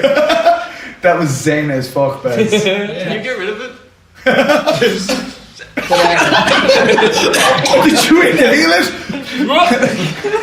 But I know there was one comment on the line, didn't it? Just basically said tripe. And I was there. I swear to God, for an instant, What was like, that? I can't remember what movie it was. Like, I'll have a look in a while and see. But Maybe it was coppa, and maybe it was a compliment. no, it was actually. Maybe it was Polly. Maybe it was a compliment. It basically was one of the ones I was in, but I was like, but It was Polly. But when I read it, right? It was Polly. I bet it was Polly. It was tripe. Yeah, that is tripe. He's No, but when I read the comment, instantly I was like, "Fuck you!" And I was at home going, we went out of our way to create, and then after a while, and now Dial it back. like now when I see anything, I'm like, yeah, fuck you, whatever. I don't give a shit anymore. But it's you know what I mean? interesting because you can't. Look, you're entitled to your opinion, even if it's fucking wrong. Yeah. But like, as well as that, I'll always welcome critique and feedback. Like, I always will. It's when somebody says something, and this is, I say, people at a much bigger level, I think, have to deal with so much more of that. You're shit, and it's like, oh, let me see your fucking film. And I've seen a lot of people lately turn that around. Yeah. Where people are now going. I've seen people say, oh, you know, yeah, well, fine, you show me your fucking film. Then they're going, oh, well, if I walk into like a coffee place and I don't like the coffee, he's not going to just say, oh, well, fucking, you make your own or whatever, like whatever. And I'm like, no, you're still in.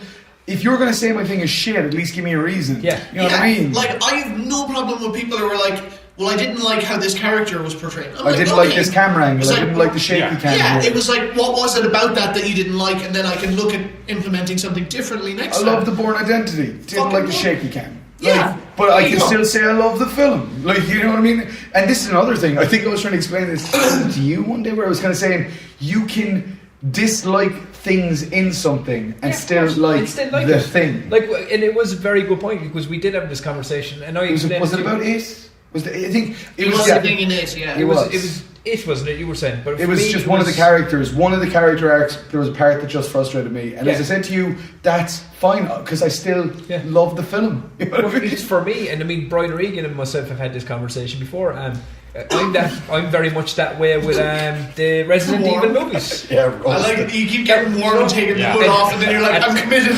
I know Take for it a off fact again. there are so many people that hate those movies. Which movies? The Resident Evil movies, right? Oh yeah. I don't fucking care. Man, I me would and PJ sit binge there- watched them. Yeah, I'll watch them all. I know to some extent they're terrible, Funny story. but I don't fucking care. I love them. Funny story that you might appreciate. Me and PJ had always said, oh, the first one was really good, and then Apocalypse ruined it. And then we did a rewatch 3 years ago, Yeah. and on the first film we were like, this is awful. Like, this is genuinely did we genuinely think this was the good one?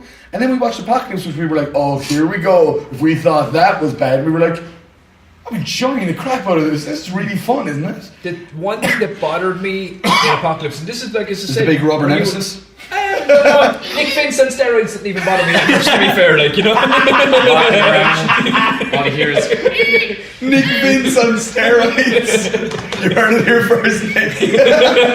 It's fine, I said it if I didn't mention. Oh man, it's canon. He laughed. did you? It's always nice to get a Nick Vince reference in there. I told you. Did I ever tell you about that one Andy Stewart told me about the guy who came in to get? He was like, I want to get the Chatterer tattooed on my hand. Handed like the tattooist, or handed Andy at the reception his picture of the Chatterer, and Andy was like,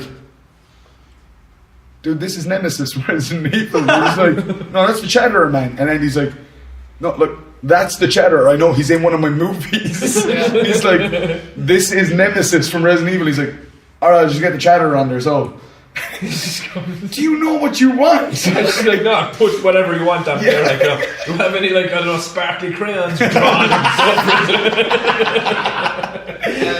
stuff? We should probably move on to. Where are we at time wise? We're about an hour in. Okay. Maybe a little more. So we're going to try and get through this section relatively quickly. Yeah. We'll ask across each other like we did last time. Okay, which section are we moving on to? On to just our questions for the guests. Oh, okay. Oh, so you actually, Okay, so to start with, I'll ask you, Tubbs. Cool. And try to be relatively succinct because I joked earlier that I'll ask you this question in 3 hours will have passed. But genuinely, what made you want to do it? What made you want to be a filmmaker? What was the moment where you were like, this is what I want to do with my life? I don't know. I was like, I don't know.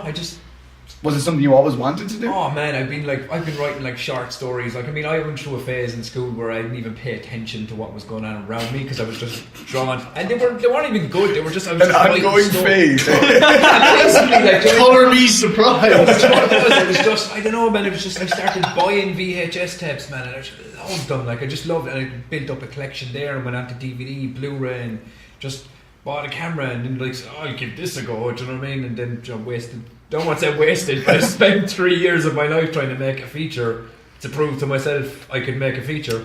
And you did. I did. And now, as I've explained to you before, that I look at that as I love it. I love that movie with every inch of my heart because I've managed to look at it this way. The film over time has become like a person to me. It's got imperfections, it's got flaws, but it makes me love it more. Yeah. Because I know it's not perfect. Do you know how many filmmakers go the opposite way with that and they grow bitter and resentful and annoyed at their work? And they go, I can't, I hate it, blah. I think it's so cool to be able to look at your work and go like, of course it's not perfect. It's the first fucking thing I ever did or whatever, first big feature I did. I mean, I look at the don'ts like that. I go, this is the first feature I've ever done. Is there stuff wrong with it? You bet your ass. Actually, if you find all the continuity errors, we'll give you a prize. But on the Patreon. Yeah, but I know what you mean. It's but I mean, it was that much, very much that. But I mean, I've been a fan of film. Like, the crazy thing about it is, as you know, very much now, over time, like the acting side of it has become something that I love. Like, I just love creating characters, being on screen, and trying to do insane shit with just about whatever I'm given. I love that. But it was very, very different at the beginning because when I started, I couldn't even look at the camera. Like, I couldn't. You're not supposed to. Like, I tell you now, I know this is like podcast. Did you see the red light on top of that camera? Yep. Do you remember the old block VHS cameras, the super cams that had the big fucking red lens or red light on the front? I would be like I am now, people buzzing, I'm going to sit this and that. The minute that ran, I would stone up, like I really was, because it was more. It could have been confidence things, and then I think that's very much why I ended up doing the wrestling, because of the promos. I had to do promos, and I was looking back over them now. Man, I was shit at promos. Like, I was as good as Bret Hart when we did the matches, but on the mic I was as bad as him. But Bret Hart was shit at promos, let's be honest, he was a shit promo man, he wasn't good. I was the very same. But what brought me... Calling you out. I was good as Bret Hart in the ring, and I was as bad as Bret Hart in the ring. No, but it was very much a thing. I couldn't loosen up, like I really couldn't. And if you look at Illusions of the Mind as well, you can kind of see that. The first half of it, I'm a lot more wooden than I am in the second half, and that wasn't me just trying to like play a different version of the character Nick in the movie. It was very much a thing of, I wrote a movie and I was like, oh shit, this is not a character, this is me, and now I have to be on screen now because it's so fucking close to what I wrote. As you know, you've read all my shit, it always ends up being some form of me on it. But I did that and I cast a lot of people or whatever, and then I realised, oh shit, now I have to learn how to edit in some form, because I don't know anyone that edits, and best way to learn. And it's like, hey Tubbs, the only thing that saved my bacon was that my friend Tim Horrigan, that's in the movie as Eric, the bald-headed lad, he's a fucking phenomenal composer, like, you know what I mean, and a musician. And when we finished it, we spent another 6 months like in his apartment, just like trying to design a tone, because I knew I was clever enough when I made the movie. I knew I didn't have equipment, like I didn't have like big ass cameras, DSLRs, any of that stuff. I had 2 Sony Handycams, and one of them was on loan for 3 years. I'm sorry, Mark Prendergast. But it was, and I knew like visually it wasn't going to look like a Hollywood movie or an independent movie. It was never going to look that way, and I knew that because of the equipment and acting and stuff. So the story was what I focused on.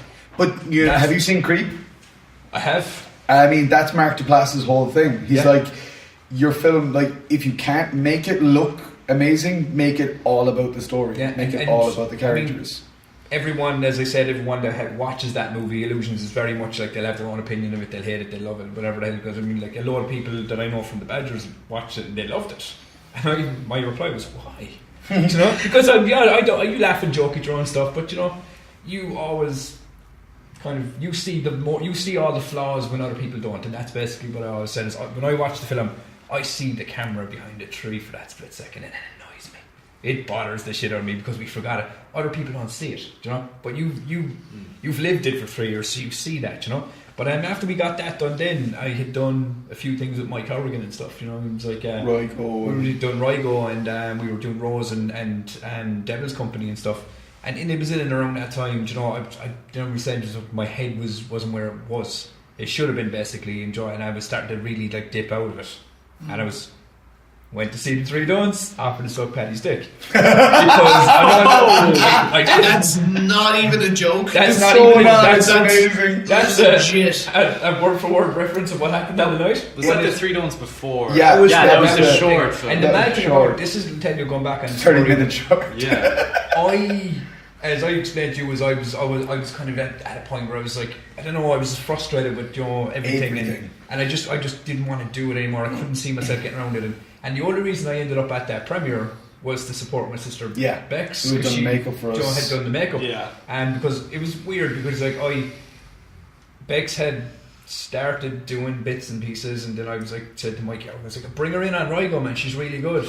She told that story last week when we talked to her. Check the previous podcast to see Becky's version of Peace Offence. Yes.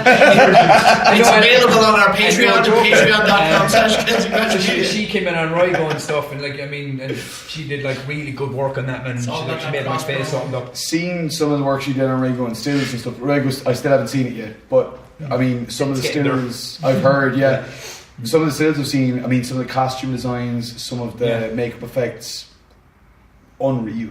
I mean, on Rygo, it was a weird, as I said, that was probably my biggest diva moment to date on set. I genuinely was, and you've worked with me, you get a lot, but it was like, I don't know, I got annoyed at the start, and I basically remember saying to Mikey Harrigan, I was like, I don't care what anyone else on screen does, I said, I'm coming to steal the show.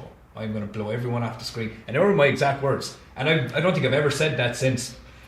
But I didn't care about anything else. So I was like that. And then Mikey literally gave me a pen and paper. I remember him saying, he was like, I've wrote these dialogues. I don't like it. My character did not say that. I swear to God, I was annoyed. I was in that mindset. But I was in that mindset of annoyance before this week. I was in that bubble. I was in that real bubble of we were almost trying to kind of possibly self-sabotage yourself. Yes, very much so. Very much so. I was in a very, very self-sabotage. That's why you were playing with the snail. And oh man, that scene. There's a scene in it, right, where we're in a tunnel, and I play this character Gull, which is like from the planet Calise that everything comes from, right? And spoilers. No, it's just the character. What film is this? Rygo. This is still Rygo. Okay. Yeah, Rygo. And we're shooting a scene, and as I'm talking to Philip, Nigel Shinners. Oh yeah. It's great. Nigel Shinners is like a giant, and he's legitimately Hagrid, and I'm like I'm Peter Dinklage, versus the mountain here. You know what I mean? That's what it is, And I'm there, and as I'm doing my dialogue, I see a snail on the wall. I've heard just literally Marie Horrigan was the one that told me stories of this. And I turned into the wall, and as I'm talking to Nigel, I do this thing where I turn and start stroking the snail, and then I go right up to him, and I actually named the snail and all in like a random ad-lib dialogue, and it ended up in the movie because it was so randomly frantic. It wasn't supposed to be there, but as we've figured out, sometimes that's better. God, yeah. But so I mean, I'd done all that, and my mindset was all weird, and But I got to the don'ts, and I said it was because my sister was in it, and it was, as I said, go back to the sisters. I got Mikey to bring her in on VFX because she's very good at what she does. And now you can correct me on this after I'd seen the don'ts because I went to see it, but it was she came back to the house and she had like a booklet. Yeah, you're laughing because you know this is true. It was a booklet. It's a 3 don'ts. It was like the script, I think it was, and it was all the photos and stuff. I had them made for Paddy had those made for us. Paddy had them all made up, and then Bex went upstairs to get changed or whatever, and then I was reading through it, and I just randomly like took a picture and went like this and sent it to Paddy, put the book down, and just left it and thought no more of it. But what I hadn't known was that Becky and Paddy had been talking, and I received like a message from Paddy 2 weeks later. I was like, got paraffin and don'ts. What are you doing at the end of November? That's what it was. And I was like, and he was like, paraffin and don'ts. I think my exact words were, I don't care what it is. He didn't even tell me what the part was. I was like, yes, let me do it. And then 2.5 years later, and you made that character into something truly special. I think it's definitely something. Vast majority of people that I've spoken to in the aftermath of watching it, like the don'ts at a screening or at anything, like, are like, I love, like, he was hilarious. That character. Your man made my whole experience on the Dunleary trip because she was just she said it on there. She loved the character, like, and I was like, that's what I love. But that's what it's about. I love when people come and say, I really like what you did there. Funnily enough, playing a character in the don'ts, I get the opposite. I fucking hated you. But you were supposed to be. Do you know what I mean? Because your character. I mean, I thought spoilers. Yeah, spoilers. But I do like that people hate my character. Yeah, but they're supposed to. Yeah. No, but I mean, like, job well done. But it's crazy to think and I'm not like an that, actor, like, because as you know, I mean, like, very much. My biggest downfall for so long was my confidence, and I've said that to you before. Because even when in Framed, you know, like, I look at Framed now, and man, I know we hit a winner on that one. Like, I really did. I think I said it last week as well. Aaron, when we talked about it, and Aaron was like, saying that he thought it was probably our best short still to date. It was the longest festival run that we had. And honestly, there is something really, really special about it. And it's so funny because I think your semi lack of confidence in that suited the film so well, because you're meant to be nervous, scared. Yeah, because I know you've said this. I know the crackle in my voice when you said a line this morning. You think that would scare me when? It was like, and I don't know what that was. It was just he kicked the shit out of you. And it's so Limerick, isn't it? It's like so that. Limerick. So the Limerick. twang comes through. Kick the shit out of you. Yeah. But I mean, like, you look at it, like, I was even saying, but it works so well. Because I didn't want to say it to you on the day of intervention at all. Do you remember I was saying that because you were so, like, you know, I was talking to Mike Shawcross on the intervention thing, and you know me, I had my little, you know, pen and paper as I was going up through the 2 years, going, all right, so like, rewind number 19. And as I'm clocking up the numbers of like how much, because remember I set up the goal for 20 as you created legacy point to give me that goal. In my head, I had set another one. And on intervention, I hit number 40. Like, it's crazy. Like, that's me. Like, I even said this before. It was me and Bex said, my sister Bex had talked about this. Like, it was like, I don't know if it was genuine madness that was going on in my head at the time, but like something was happening to make me go and try and create that much in that short span of time. You know? Now, I can't seem to write a damn word, but that's just the... You're there. That's just the... I've seen some stuff you've written recently and some redrafts you're working on and stuff, and you're killing it.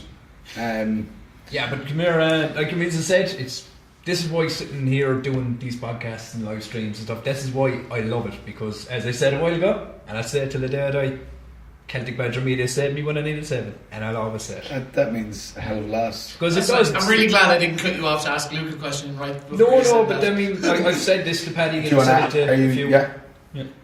Go for it. Do you have a question to ask me? Well, yeah, I was just going to ask, like, kind of how you've gotten involved in and what you've been involved in with Celtic Badger and stuff like that, and essentially, you know, because you've kind of been pretty much like a multifunctional Badger. You've done kind of a load of stuff, acting in the Three Don'ts, you know.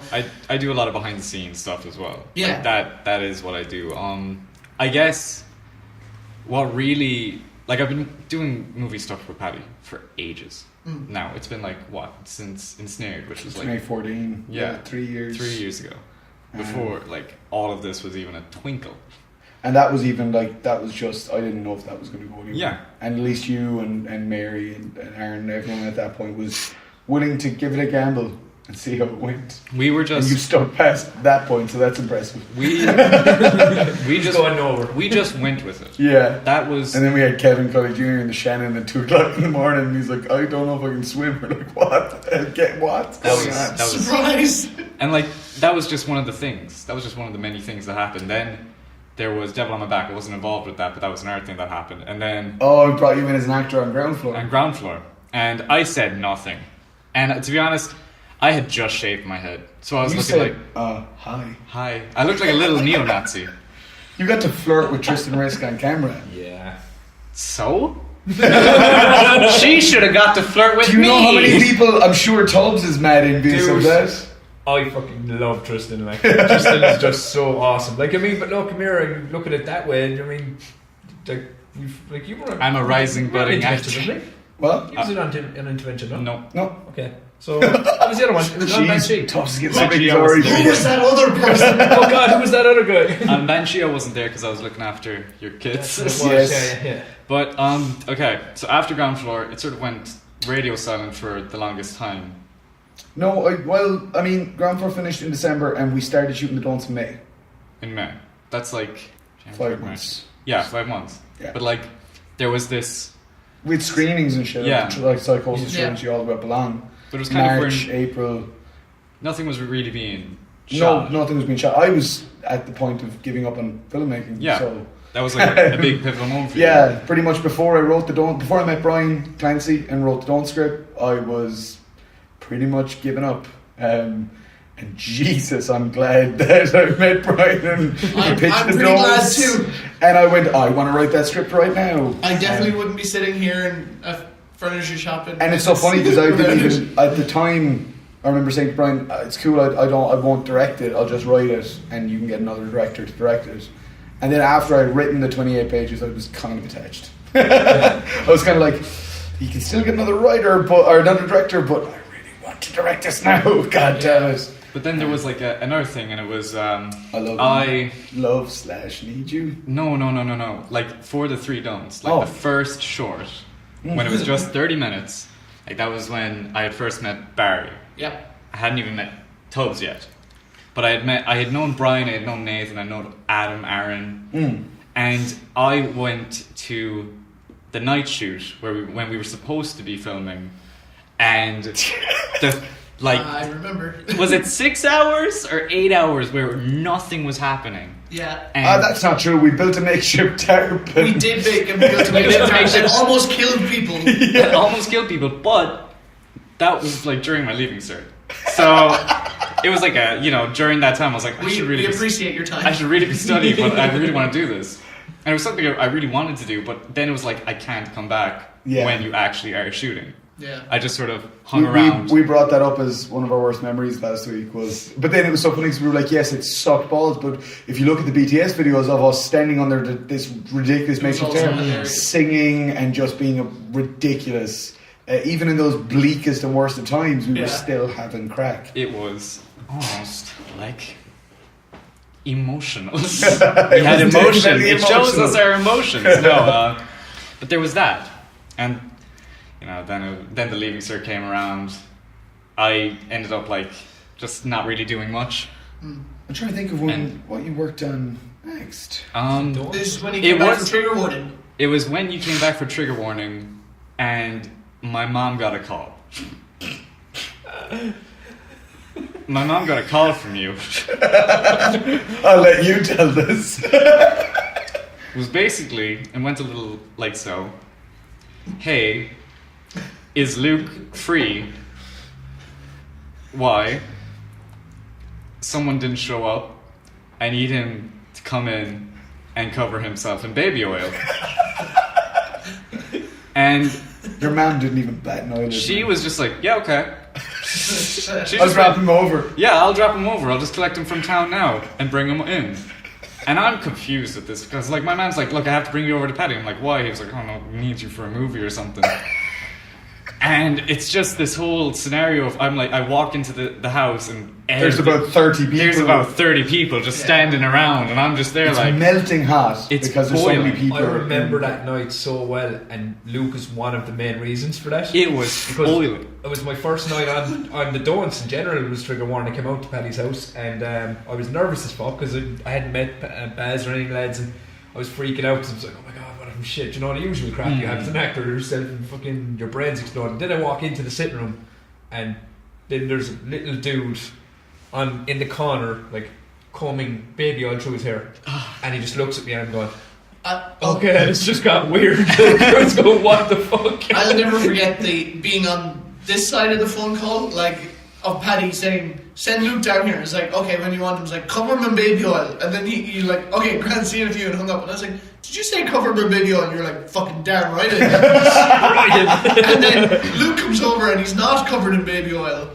And Kathy is like, what do you want me to do with Luke? And he was like, cover him in baby oil. And she was like, no, really. He's like, what do you want to do? He's like, baby oil. Did I stutter, bitch? Baby oil. Do you remember? I remember there was one glorious moment where the scene is gone from the film, so we can talk about it. Where I wish it wasn't. where you come in to the sitting room and the bad guys kind of fan out. No, it was you guys kind of fan out, and then I remember saying, like, oh Luke, can you just stand over here a little? And I touched you, and there was just like baby oil everywhere. Because it wasn't just through your hair, it was your entire fucking body. I was dripping. Your character's name was Baby. Do you remember the scene, the original fight scene? In the church, and he's just sitting on the ground just But you were giving me and Connor direction about like how I was going to come in to get hit, and then all of a sudden we got like all we felt was like wet hit us. I was like, what the fuck? And he's on the ground going like this, and he was just spraying up and down. Quick question about for Luke, about that cut scene from the third act of the Don'ts. Yep. And you know when you and Jamie had to go out and bring Ben Yeo out of the truck? Oh. You were covered in baby oil and it was pretty freaking cold. Yeah. How was that? It was almost like a layer of Yeti skin. It was kind of warm, and Ben Yao is a very warm. I can imagine. A very warm man. So warm and snuggly. He's muscly and absy. Trying to lift him. Like I was like when me and Jamie were trying to pick him up, I had to wrap my arm around. I love that line. It's a shame. It's what they say. I can fucking whack myself or whatever as he starts by legs. I do miss that scene. I miss that scene dramatically. I've said this to you as well. I think it's just because of the whole even dragging him out of like the back of Kev's truck. Is that right, Lee? I just that interaction with me and Francie. I love that scene. There's going to be so many. If you subscribe to our Patreon, we'll upload some deleted scenes. That's also on potential Blu-ray at some stage. We will have some deleted scenes on Blu-ray, but because we're going to have so many, we might be able to possibly do something like release some. That'd be really cool, actually. Yeah, the best of Baby. The best of Baby. We just do slow motion shots of Baby. Just like wet hair, just like. I do want to add one thing. Like when we were in the sort of the shed, and we were, I was combing the baby oil through my hair. For some reason, like the reason it started spraying was I combed it through my hair, and it was almost like fucking static electricity coming off the comb. I rubbed it through, held it out, and then it just started spraying off the comb without me brushing it or like blowing it. It just started spraying. Because I remember looking down at you because you were basically saying it's like you're going to come through here, and I'm like, and all of a sudden he's on the ground going. And he doesn't even, like, you'd expect him to go, what? He's just like, I was like, I'm going to like you forever. You're just a weird question. When it came to coming back for the reshoots, Tubbs, you were basically told it's going to be more of the same. You might have a bit more leeway and stuff, and you did. We grabbed something very... Way more in general, didn't we? Yes. But Luke, when you came back, what did you say? I told you, do not. Under any circumstance, do not put baby oil on near me. Look at how fabulous your hair is now, though.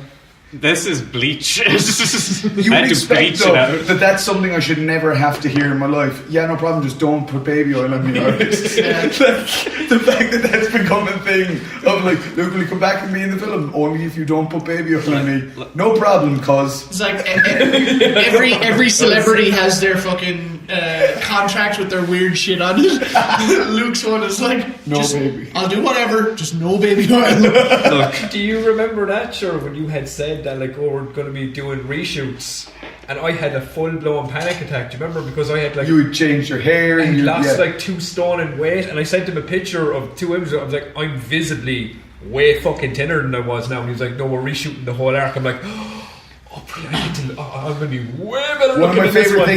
things to mention about Tubbs' character when you do get to see the 3 don'ts is that Tubbs effectively... No, it's...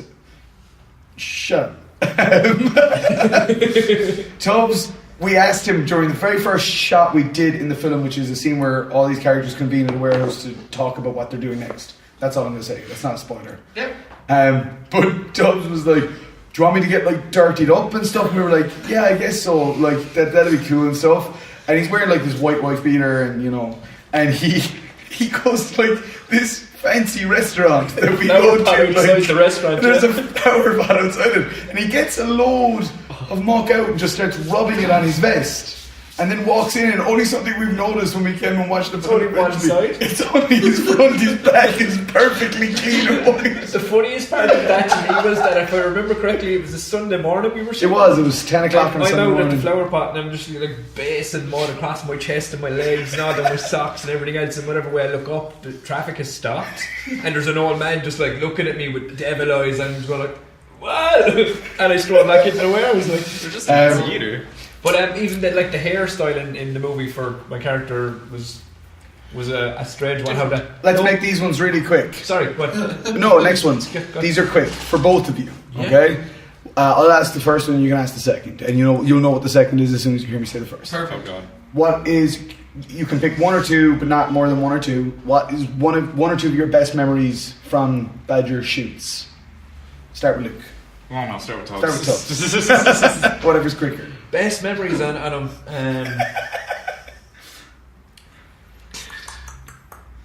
I'm trying to think. There's so many. We had this last week. It really is. I mean, off the top of my head, and the only reason behind it, I'm only picking this first because I remember saying to you, I think it was this time last year, might have been sooner, that I remember saying to Paddy and probably or I've said it to you as well. You need to get faster. Sorry. Don't I'm getting it. No, it was. I remember turning around and saying I could never see myself doing comedy because I never saw myself as that comedy actor. And then Polly happened, and I legit laughed for 7.5 hours that day. Like, I mean, literally, it was just such a fun day. Do you know what I mean? It was one of those shoots where it was a lot of ad-lib, a lot of ridiculous. It was ridiculous from start to finish. Like, it really was. You know, it was. I apologise, Ben. That spatula scene, we need to make a gif out of it. Oh man, I've said it since day one. It's like that. That gif. Yeah. There needs to be like that or a Paddy the Pitbull Pikey gif or something. There's too much movement of. We're definitely going to start doing out of context gifs. It's got to happen. But outside of Polly, one of my favourite memories is it's from the original Cut of the Dance. I shouldn't even say it's my favourite memory because I can't even remember shooting it. I know exactly what you're talking about. Then. It's the original closing of Paddy and Francie's scene, and I didn't get to see that. This is the beauty. We shot it, and I didn't get to see it. For like, you were sleep deprived. I think it was 6 months or maybe 8 months later. It was Barry's birthday. It was Barry's birthday, but I know it was after that because I couldn't. Oh, you couldn't go. Yeah, I brought it to your house. He brought it to my house before he went to Cannes, and I was watching it going. I was like, Paddy, I don't remember any of this. I remember bits and pieces of it, the Bex and Twine, but it was and I love that scene. That scene for me is because I'm here. But the one outside, like my worst sunset moment is is the next question. We'll come back to that. What's your favourite? Sorry. Well, there is one. Well, there's two, and it was the three don'ts when all the travellers just hop into a fucking caravan and we're tearing it down the fucking country road with tubs hanging out the door. Yes. That was fucking incredible. Because we were all just like... It's definitely one of my favourite scenes in the film as well. It was just incredible. The energy in that scene. There is so much energy. We're all pumped, and we're just so excited, and it's so fucking stupid. I love you and Jamie's character's dynamic though. Oh, we were in love. Shipping, like we're shipping your Yeah, I know, characters. right? Whoa! Christ, shut up, Tubbs. Yeah, sorry. You're gonna have to edit this. You film. know I have to edit this Can you podcast. bleep that? I have to edit this podcast. Can you just now. beep it out? Like? Yeah, but When you get beeped. Okay. I knew you and Jamie had a love interest I when you fucking get knew I'd have to edit this podcast. I'm sorry. Fucking knew it. I'm sorry. It's okay, shut up. but yeah, no. There's like no. I want people to draw like me and Jamie kissing and stuff. That's what I want. That's what you hope, fat That's nerd. what I want. Three don'ts. That's what I want. Shipping. Worldwide distribution. Show me and Jamie kissing. What with the... And my second favorite scene. It's nothing to do with the three don'ts now. It's Passenger Zero. Oh, nice. When I tried to peek at you showering naked. That is me and Andres just trying. We opened the window and we got shouted at, I think, by Barry. And you were like, I'm not letting anyone in. The only person I trust to see my dick is Barry right now. And notice the addition of right now. And I had a camera. Barry had a camera in hand. You knew what was going on. I do remember at one point during that scene turning to you and going, Paddy, I'm framed, I can't even see your dick. And you were like, yeah, but I have to be naked though. And I was like, okay. Yeah, I did though. You For the needed- vulnerability to be real, I You genuinely needed a had shower. to be. You needed a shower. Well, I fucking did as well, to be fair. After You all were the stuff. stinky as Shower scene. Anyway. Awesome. It was more because of spoilers. Yeah. But yeah. You were stinky. If you want to see what we're talking about, if you head to youtube.com/KelzieBadgerMedia and look for Passenger Zero, it's actually up there on our channel. And it stars me, Or unfortunately. maybe it isn't. It stars me, unfortunately. Tubbs is in it. Luke's girlfriend, Audrey's, is... she auditioned for the part, she nailed it, and she got the lead role in the short, and she was badass, and it was her first ever short. So, you've got your questions. Yeah, so Paddy had asked kind of what your most favourite moments were. I would like to know what your most least favourite moments were. Because a lot of the time they go hand in hand. Yeah. And they're important to remember. Yeah, they are, because, I mean, you learn from them. Mm-hmm. I mean, you had ones like ready to go. I'm Oh gonna, yeah, but I mean, you can go if you like want to. you go. See, Because I have to robust this whole interview. I have to take a step back because I'm like, okay, that's probably spoiler heavy for certain things Yeah. that we Okay, have yeah. on the right. Thank you for thinking about that. Basically, what I should have done a second ago. I apologise, world. But yeah, Go for it, Tubbs. It's only because I, instead of like looking after myself and, I should have it basically taught me a valuable lesson is you should really eat and keep hydrated on a set or you'll Especially when you're shooting for over 12 hours. Yes, and I was like, it's weird to say it's like one of my least favourite moments because it's really not, it's just the one that comes to mind that I put myself in danger when I shouldn't have. So for context, this is when we were shooting Legacy Point. Also available on youtube.com/KelzieBadgerMedia. Yes. Fucking cross. And the BTS is on there. Where do you possibly see us talk about Tubbs We Passengers? definitely talk about it, yeah.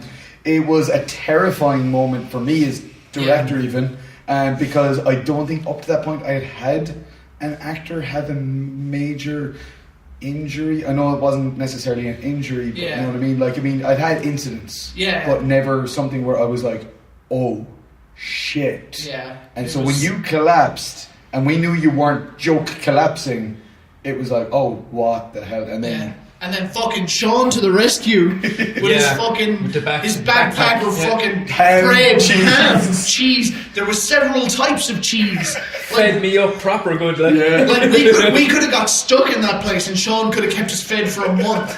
It was incredible, and literally, I'm pretty sure that the take that's used in the film is the one where because the wobble, if I'm not mistaken, is too real. It's the one before you actually fell. I remember what happened on it was the.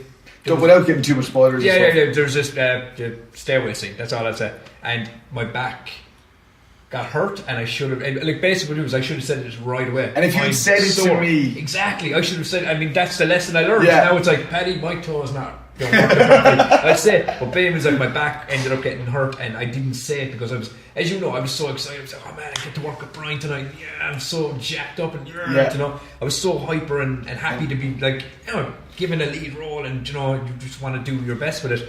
So I never said nothing. I just kept pushing through, and then the table gets there, and you're like, oh god. And I remember the only thing I can fully remember of that moment was trying, and I mean trying to deliver dialogue, because there was a moment when I remember losing the plot because I could not get the words out. But what was great is, as I say, I think it's the shot we actually used, because you actually like held your head. I think you were legitimately going, I can't get the words out of my head.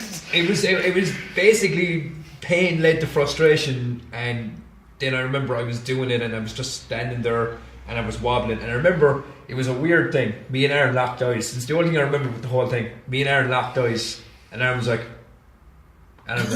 yeah, I'm gone. And I just remember his face, and he saw something happen. I was like, oh, I'm gone.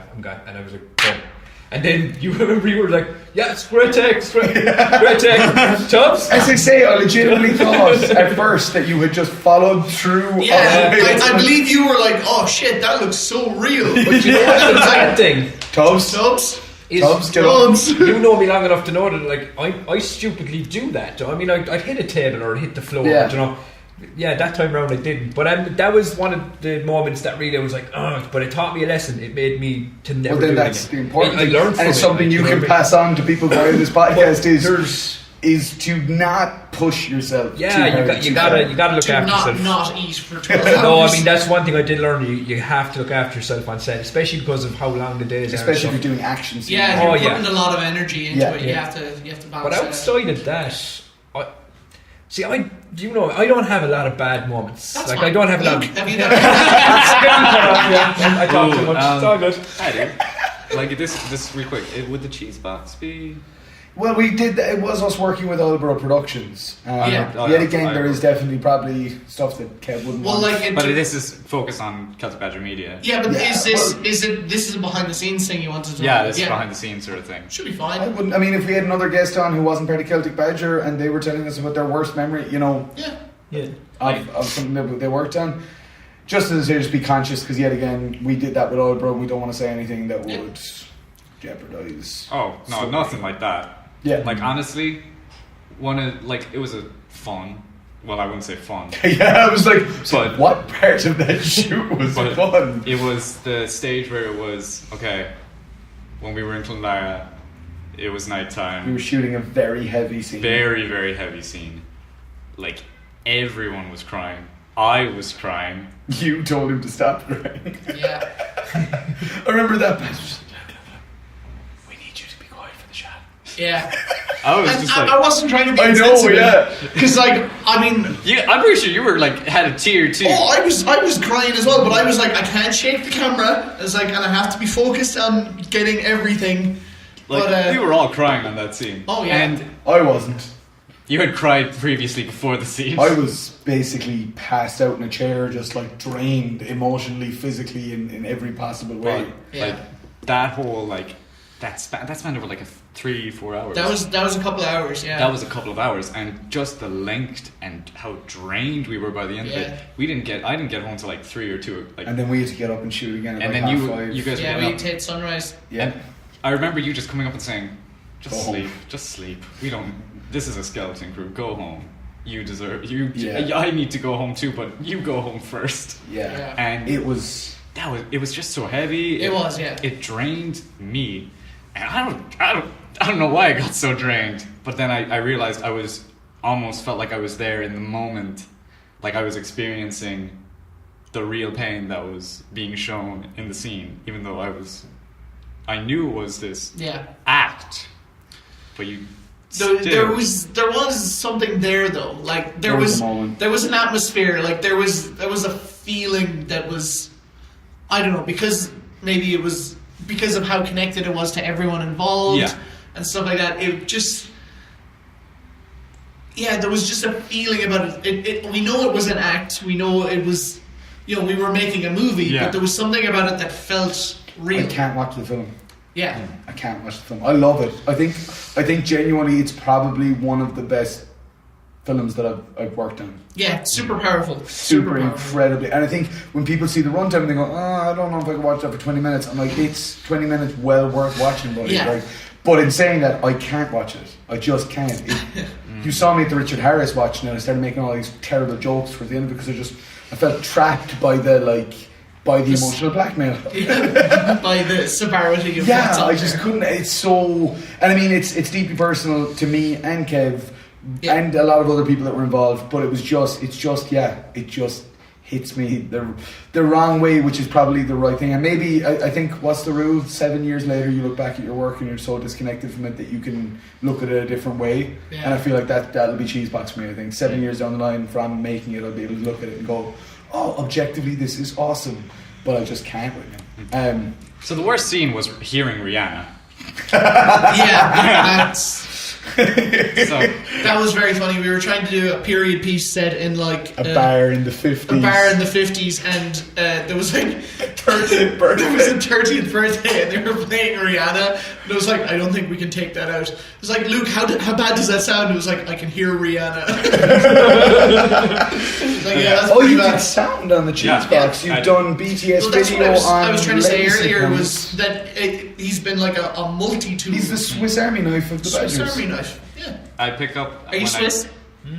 I once convinced everyone in my secondary school that I was Swedish in second year. That's close enough. That's close enough. We'll take it. You're a Swedish Army knife. I'm a Swedish Army knife. Should we move on to random thing? 2 seconds. One, we're going to try and do this as quick as possible, so don't you go off on any tangents. I'm sorry, I just talk, I love it. Very quickly, and it's a hard question to answer, but what is one of the films that has most affected you of all time that you've ever watched? Ooh, like, not just Celtic Badger. What is a film that has deeply affected you? Shit. Me and Barry have already listed some of ours last week. I know we'll probably update them on future ones, but we're good for now. Oh, God.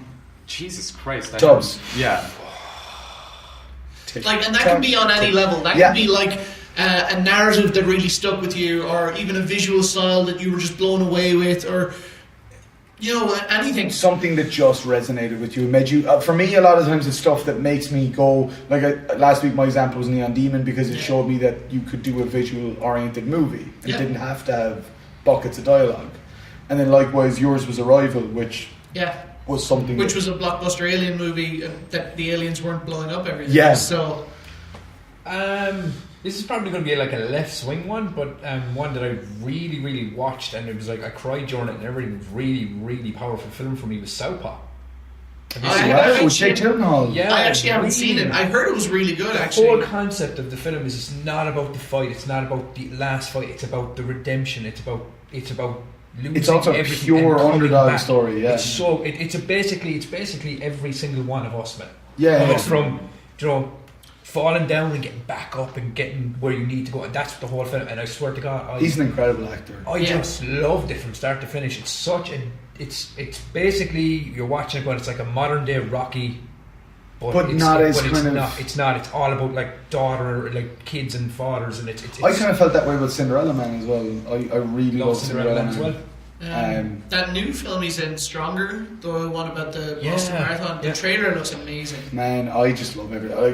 Nightcrawler. Yeah, haven't seen Nightcrawler. I'm a big Gyllenhaal fan, dude. I think the guy. Do you know Nightcrawler when he punches the mirror? Actually, there's a scene in Nightcrawler where he punches a mirror. Yeah. And it was a real mirror, and it shattered, and it like caught the fuck out of his hand, and he just like looks at his hand and just like starts smiling and walks out of the room. And they were like, we need to get like first aiding you, and he was like, yeah, cool. But like he was just so in So character. yeah. He didn't bat an eyelid. Can I actually just mention one? No, just so I actually remember Go for one it. that actually really, and it actually really disturbed me Luke's still watching it thinking was anyway. Prisoners.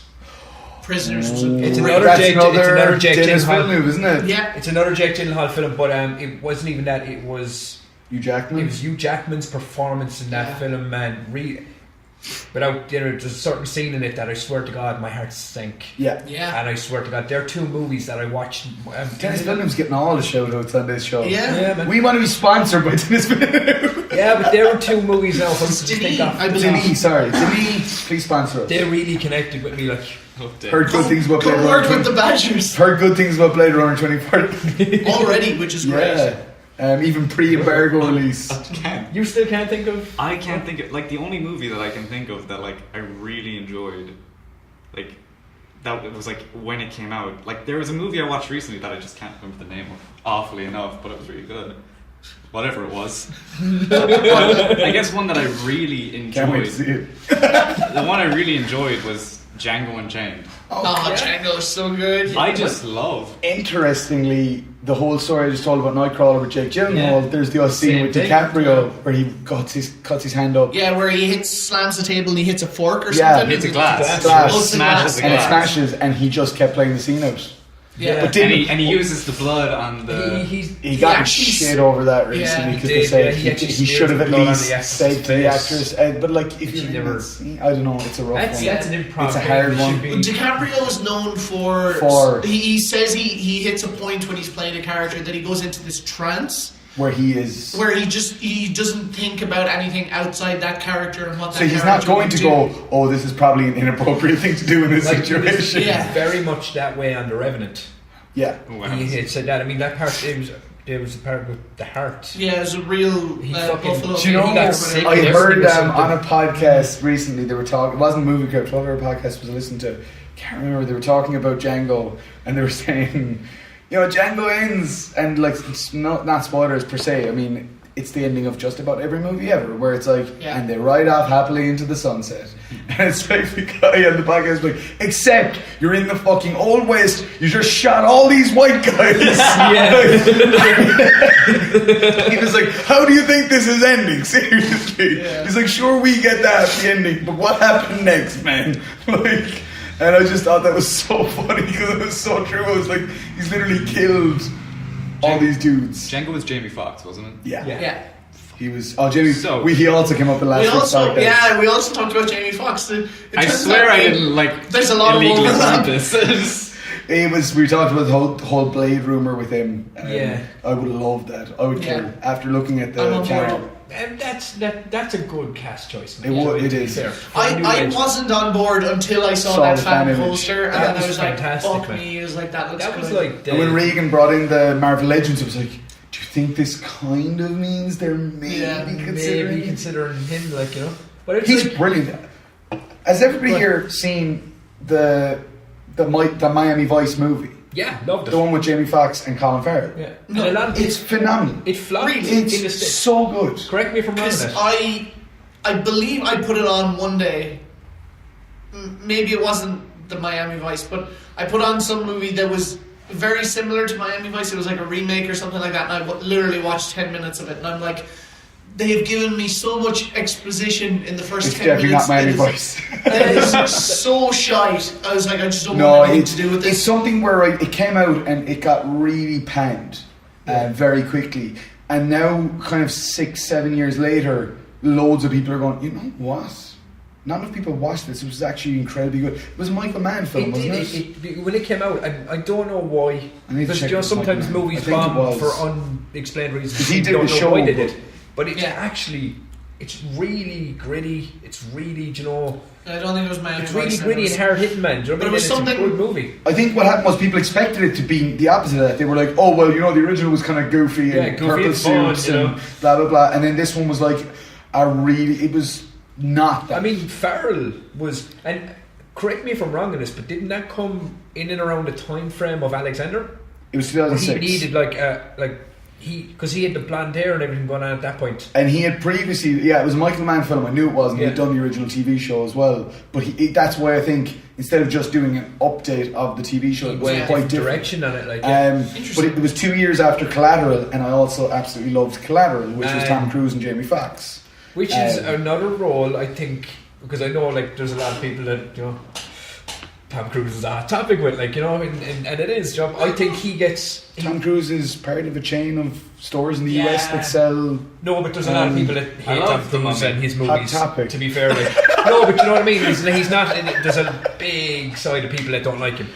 They don't like his movies. Me personally, I'm a massive Tom Cruise fan. I've loved Collateral. I like Tom Cruise. My only problem with Tom Cruise is that whatever character he's playing, it's just Tom Cruise. Tom Cruise is Tom Cruise. Tom Cruise with a gun. Tom Cruise with cash. Yeah, with sunglasses on. I would watch a film with Tom Cruise with a cat. I'm not going to lie. Vanilla Sky.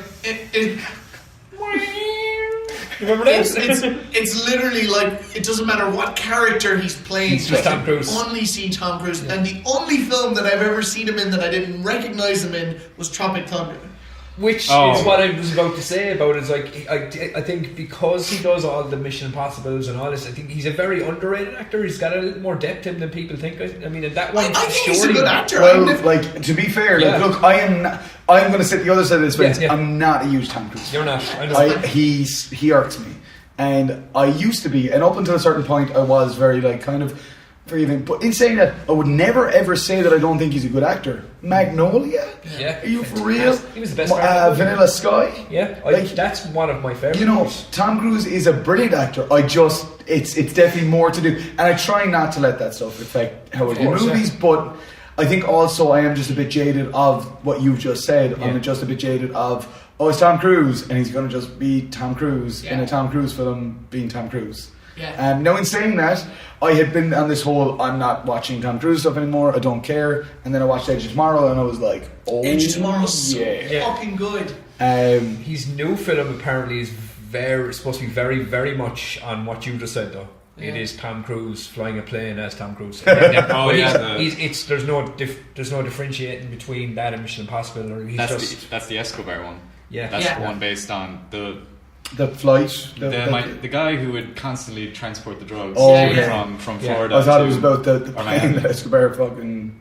And honestly, no, it's the guy who used to transport everything for Escobar. Tom Cruise is getting sued for that. Really? Yeah, because apparently 2 of the pilots died in a crash. On set, and they were overworked, exhausted, that sort of thing.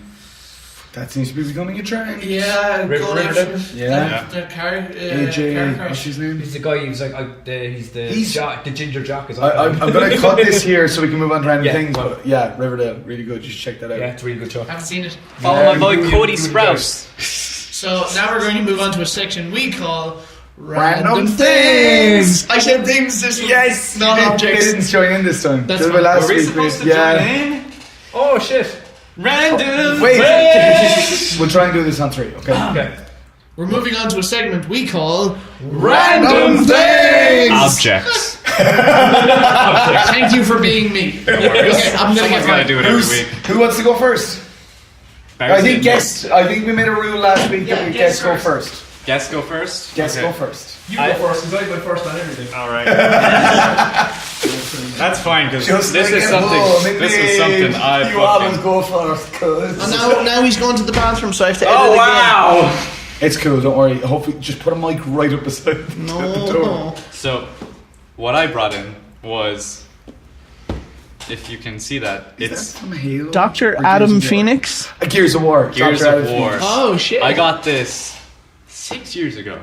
Was that Gears of War 3? Epic edition, yeah. Just And Gears of War 3 was one powerful fucking game. it was the most powerful thing. Shit, it man. really set, to me that was... You only started them recently, didn't you? Which Gears of War 3? Gears of War. I still haven't played them because you know why? I can't really talk about it. Never played.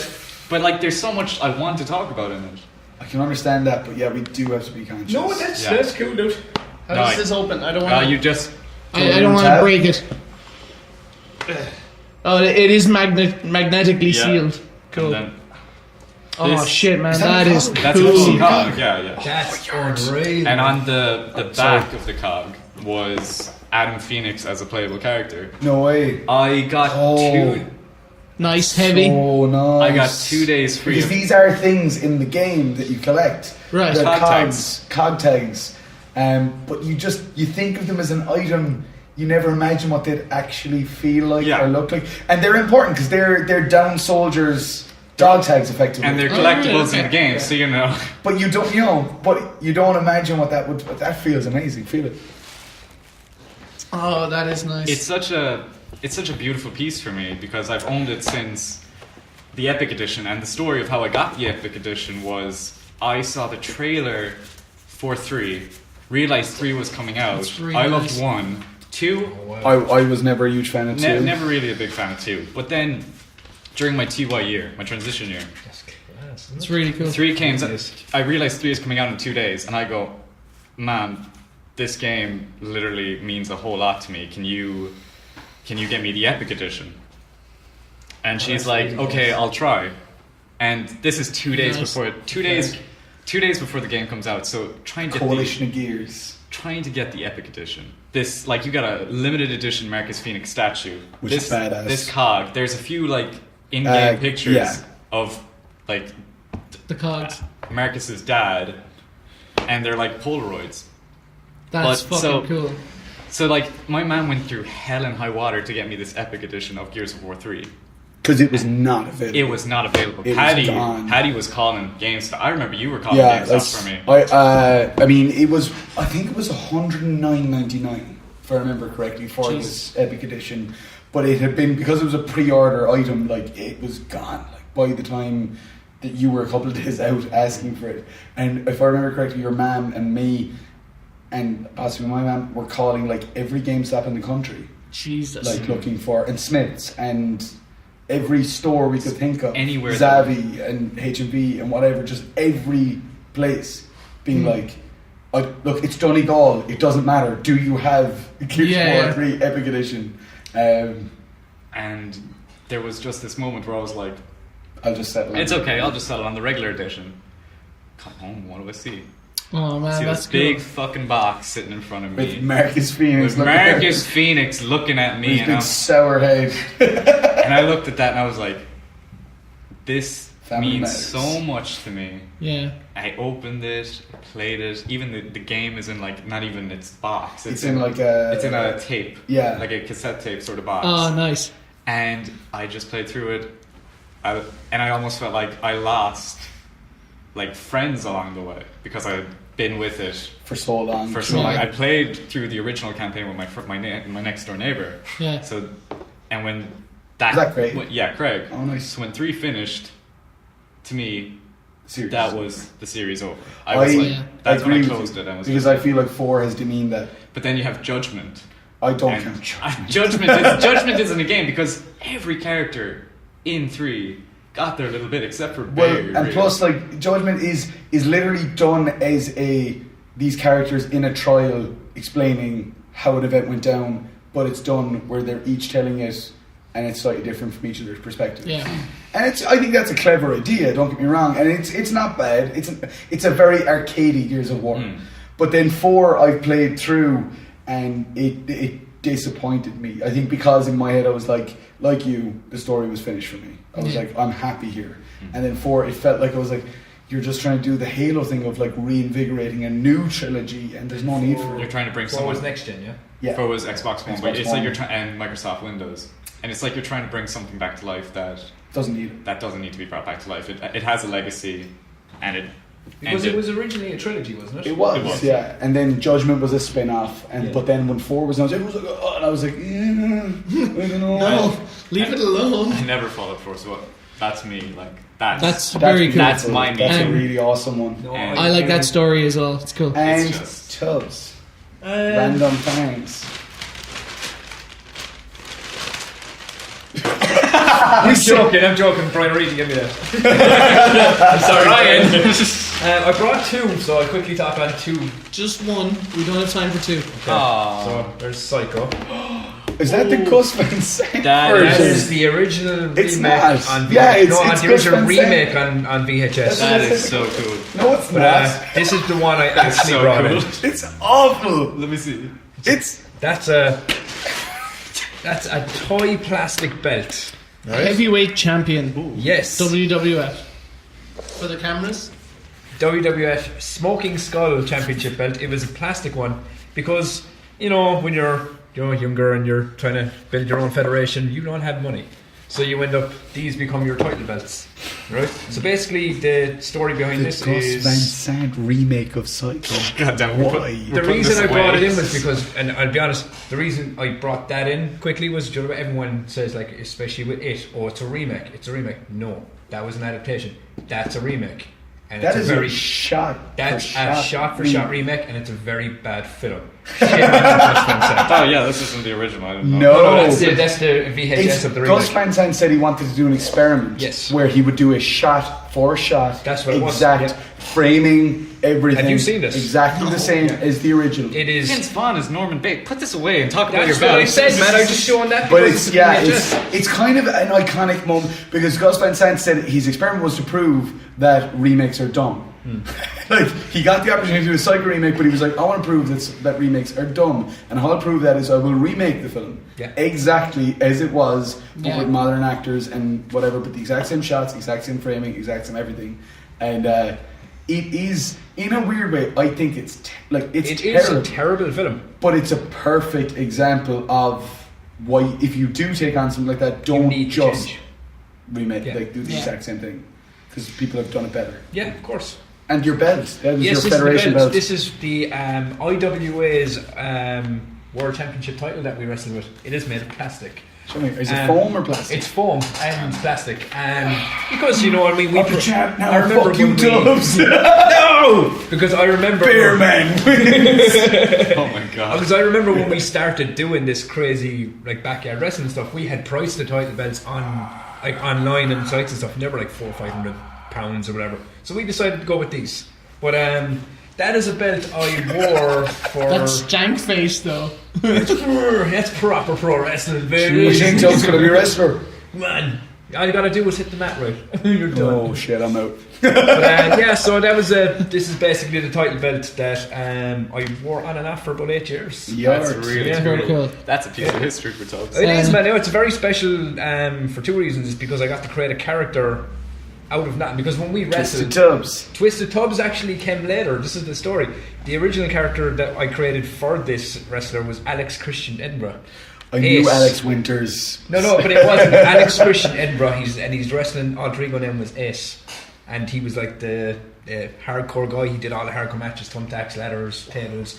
Oh, that was my stick. Like that was my gimmick. That's what I did. And there's footage of it on YouTube. It's amazing. Sorry, but I just focused in on the word thumbtacks, and I was like, oh. I'm gonna tag you on the video later. You sent it to me. Oh, did I? Yeah, I did. previous. Did you watch it? I did. You didn't do any barbed wire matches? I did. Oh, fuck. I did. I did a barbed wire match, and I actually there's a match online which is my mate Phil O'Connor. I know One of Phil, my- you know yeah. Phil. He's Well, one of my oldest the mates. gamers and- group on but Facebook. We kind of started the whole thing because we're just such wrestling nuts, man. And we just did we started the original match in a house, like in my mother's house, destroyed it. I remember coming down flight stairs and everything. It was amazing.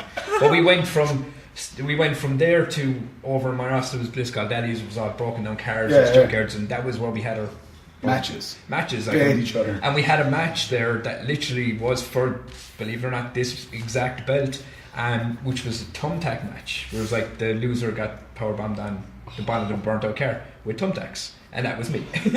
You were the loser? I was legit knocked out cold in that match. It was great fun. So but what was it happened staged? was with this is we went on and this belt became a piece of plastic, but it meant so much to us, man. It I was can like, imagine. But that's it. It's more than that when you make it more than that almost. Yeah, if you get me? Of course, yeah. I mean, look, we went from this as just two friends that just were just having these really Dumb fun. dumb, shitty, stupid matches to 17 guys on a Sunday going out to Killaloo, going out to Clare Street Park with storylines, with characters, with like title changes, and we like built it like an actual like WWE, like a federation. It was like real to us because we just like wanted it to be.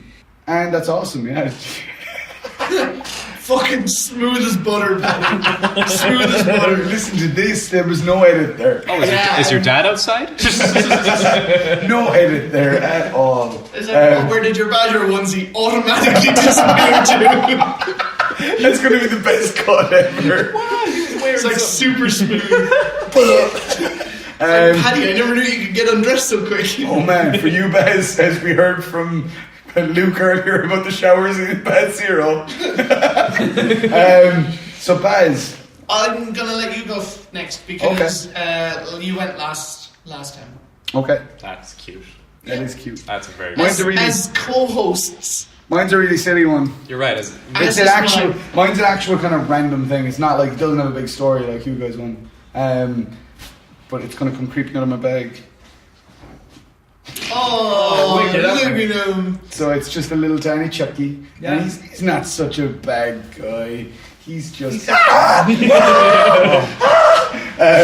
obviously Child's Play movies and well, actually I was never a gigantic fan of the Child's Play movies, but I loved Bride of Chucky. That was the one where I fell in love with the dark humor and everything, and this is the kind of Bride of Chucky design. But I guess it's been in my head because I didn't realise he actually had a knife as well. yeah, It's amazing. What was amazing was Piper got really attached and would sleep in bed with him, and I'm like, he's a murderer. Psycho. I love Brad Dourif. I think Brad Dourif's amazing, and his portrayal of Chucky has lasted now coming up on 30 Yeah, that's years. spanning on the street. Crazy. 30 years, and he's just finished the most recent one. It's out on Netflix like next month, and Nice. his daughter is also an amazing actress. She's so like him as well. I got to meet her at Fright Fest, and she's just like, she is the image of her father. Like. No way. But yeah, and Don Mancini, it was so funny because I expect him to be like this older guy because I'm like, he's been making like Chucky films for like 30 years, and then when I saw him I was like, you're like in your 50s. How young were you when you met Child's Play? Like, because nice. I just wasn't expecting him to be that young, and he's a huge inspiration of mine as a director. Because he found something he enjoyed doing. He loved making these movies, and he loved this character, and he stuck with it.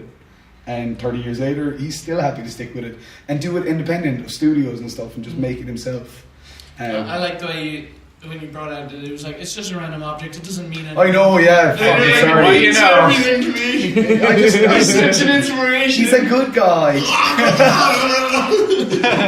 Oh no, that's not what we were talking about. We were talking about No, and I really loved that version of Chucky with all the stitching and scarred up stuff from Bright. But that's why when you said you weren't a huge fan Oh, of yeah. Curse, I love the fact that in Curse there's this whole arc. No, I actually really did love Curse, but it's just I don't know. It was weird. It was just seeing it go to Seed, because you know Seed.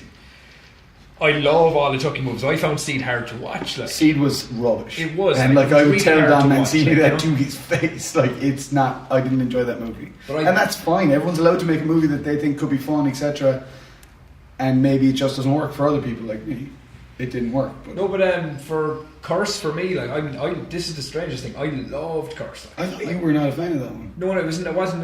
It wasn't because I wasn't a fan of it. It was just I felt it still hadn't for me gone back to its core. Even though he said, "Oh, this is the one." It's darker and stuff. Yeah, it was darker. Don't get me wrong, and I did love it. And I Chucky love Fiona. I chasing love Fiona Doherty, and I a thought girl that, in a wheelchair around an old creepy house was pretty. and I thought that element scary. was fantastic. Yeah. It was just. I don't know. I still felt there were still elements of that, slapstick in it, with the deaths and stuff. And I really wanted it to go back to just being the. Then again, I watched the first one again recently, and it's actually the Death and Adders. Number 2 is my favourite. Have you ever seen number 2? What was the Child's second one? Play. Child's Play 2. Child's Play 2, yeah. The one where like it's For a lot of people, it's 3, the Army Barracks one. Oh, that funny was enough. class. That's I know Liam Regan at jail. They're huge Yeah. fans of Child's Play 3. I like Child's Play 3, but out of the original trilogy, number 2 was always my favourite. I love the designing too. Yeah. That's the design they went back to in Curse and Cult. Yeah. Anyway, I've taken it way too No, far it's with cool. my random object. Dude, I have Random 10 minutes, things. let's be honest. Mine is again another like just random thing. But I bet you'll be like me that we'll actually end up having it. Well, this one does have a story attached, essentially. As But this is mainly because you give it to people. Oh, what the fuck? I'm scared. Oh wait, what is that herpes? Very close. Very close. Gonorrhea. I want to give it to Toast. Ah. Oh my god, that's fucking It's the common cold. and it's so fucking sweet as well, isn't it? It's actually like a plushie of the actual, like synthetic microbe. Like if you look at the I'm quite scared, the label, Yeah. that's what the microbes actually look like for the common cold, and then they actually made little plushies out of them. I'm quite scared though, because I'm like, what if they were designing that and they were like, for the crack, let's actually Add the common put cold. the flu in this plushie. And the funny story is, I actually got that for Vashin for Christmas one year. It was just one of those things that like we were ordering a load of stuff from like Think Geek and stuff like that, and she had been like, "There's these amazing microbes that are like exactly like the real thing, but they put eyes on them, and it's amazing." I can literally see Vashin saying it now. They've got little cute eyes on them. And I thought the idea of bringing like the common cold, I was like, here, I'll give you the cold, was hilarious to me. So much so that I also bought syphilis. Oh yes. I've heard you talking about syphilis. I used to bring. You said you That brought was it a to different Iris. story. That I was brought a it to different Iris. story. You brought it to Iris. And I used to give syphilis to everybody because it was just hilarious. That was a completely different story, actually. No, and I love that because it's like it's a cute little fucking toy, but it's fucking class, man. The only thing that can destroy Chucky Is the common cold. a Jew. He's a doll. He doesn't get sick. Yeah, Get so- with the fucking times. Again, no major story, just that I just thought that was fucking hilarious. I believe I got syphilis from a loot crate, I think. Nice. They need to run like them I through know. like They need better QC. Yeah, man, that's bad form. I just thought like these little things are just so funny, and it's that wordplay. It's like, oh, I can give somebody syphilis. Dude, I love that you were so close. You were like herpes. Yeah. What was the next thing you said? The gonorrhea. Yeah. I think they're practically the same thing, though. I remember I wrote a song in my house, and I used to play it constantly. And I remember, like, my housemate at the time came up to me and she was like, that song is really catchy. And I was like, oh, that's a good thing, right? And she was like, no, gonorrhea is catchy. That's not a good thing. I was like, fair point. I can't argue with that one. So I guess this kind of winds us down into the end of our podcast. We should give a shout out to our 20 patrons. We have to give a massive shout out to our 20 patrons. I don't have a list of them in front of me. Well, shit. I do know. Well, actually, technically, we should. Well, because it's the first day, we can give out a shout out to every patron. I was going to say, like, typically there are rewards for patrons that Donate the most or whatever. Yeah, but Oh, okay. because today is the first day, I would say we give owe a shout out to everybody who stayed with us for that live stream and donated and helped us. So, shout out to Andy McCartan, who was the guy who got us over the edge to unveil some massive news, which we haven't put on the podcast. But You we are a found it. fucking hero, my friend. Clara Weiss, who was also a legend, and Clara gave us a really good pledge. From Doors, love you. Brian Regan, who is a Badger. Badgers for life. Steve O'Donnell, who is what was the name of his earth thing? God damn it! Shit. All Out Design. All Out Design. Check at All Out Design on Facebook. Luca Doherty. What a douche. Timmy O'Loughlin, who gets a prop knife because he was He one of donated more than he started donating more. Guy Pearson, who is an awesome, talented filmmaker from the UK. Jade Murphy, who is my cousin, and I guilted her into pledging. Thanks, Jade. Thanks, Jade. You Love legend. you. Thank you. Rory Davis. That was Aaron's Yes. love interest. That was, yeah. Yes. Amy Connolly, Dave Markham's girlfriend. Yep. Kelly Ron, who is An overall tremendous human unbelievable human being. Yes. Vashin Gill, being. Whoop, whoop. who is she's cool. Yeah, she's pretty alright. Will Putt's amazing. I love that guy. Will put what? Will Putt what? Stephen McQueen. Stephen McQuan. McGuan. Stephen Gakwan. Who's another amazing human being and Badger. He really is. Barry Fahey, he's alright as well. Fuck that guy. There's no need to give him a shout out for nothing. Tara Monaghan, who's Badger tie, Badger pin, Tara. That's all I'll ever think of when I think of Tara moving forward. So good. Evan's a legend for that. Like. Shona McMahon, who is awesome as well. She was with us for the whole live stream. Yeah, that was really fun. Thanks for hanging out. Aisling Healy was one of our early patrons. Thanks, Aisling. Evan, he was our first. Evan was our very first patron. And my mom as well. Thank you so much, everybody, for becoming a patron, especially anyone who joined in the live stream today and hung out and got us to the point where we were able to unveil that the Three Don'ts, our debut feature film, secured a worldwide distribution deal with Hex Media, whoop, whoop. which, as we said earlier, was a pivotal moment for us. It is, and like you said, it was as huge a moment as Finding out we were going to make a when we feature. first decided we were going to make a feature. I like to describe it as finding out we were going to make it. It's like, are we making it? I guess we are. I guess so. Yeah. We're in pretty deep. But yeah, you saw me throughout that live stream. I wanted so bad to say it. And I was like, and in my head I was like, you can always just drop it at the end. And I was like, no, unless we get to a specified amount. And really, we did have people who just helped us carry us over that line. Yeah, and thank you to every one of you guys. And yet again, something Baz said throughout the live stream, because the Patreon wasn't just for that live stream. It's not just gone now because we're finished the live stream. Oh, no. If you're listening to this podcast, you made it at the end of it and you're like, God, these guys entertain me even though they're ramble and they're shite. Oh boy, did we ramble. Especially that toast. Effectively, what I'm getting at is that if you've gotten here and you're listening to this, and even if you are a patron already, if you just share out the link, just say to people, look, these guys are doing something, we think it's worth pledging $3 a month, less than the price of a bottle of Coke and a pack of potatoes to help support Ort. Ort. And that really is it. We'd like to say a massive thanks to our guests this week, Luca Doherty, who is a talented actor and behind the scenes guy and more recently writer, and I'm hoping to work with him on a project in the future. Yes. That I was really proud to read the script and thought it was really, really good. Mm-hmm. I also agree. We'll see where I go. Yep. Left. Only down. Only down. Only you, left. Paddy. Anyway. Like NASCAR, only go left. And do you want to say thanks to Tubbs, or do you want to be like... No, you got this. You got this. Or do you want to be like, fuck you, Tubbs? Well, I'm going to say that as soon as we get off the podcast. I want to say a massive thank you to Tubbs for coming on, and you had a lot to say. I always do, man. This is my thing. You had a lot to say, and a lot of it was, I find always when I speak to you, you have a lot of stuff. You've been through a lot, and you have a lot of stuff to share with people.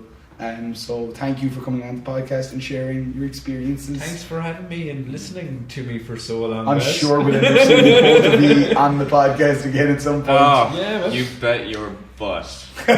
You bet your bottom dollar. You bet your bottom Patreon, dollar. www. Speaking of dollar. I just like being involved. So Yep. Cool. pleasure. Well, we both appreciate you guys coming on, taking some time out This of your has- Saturday to come and hang out with us. Oh, look at my knee and it's all scratched and stuff.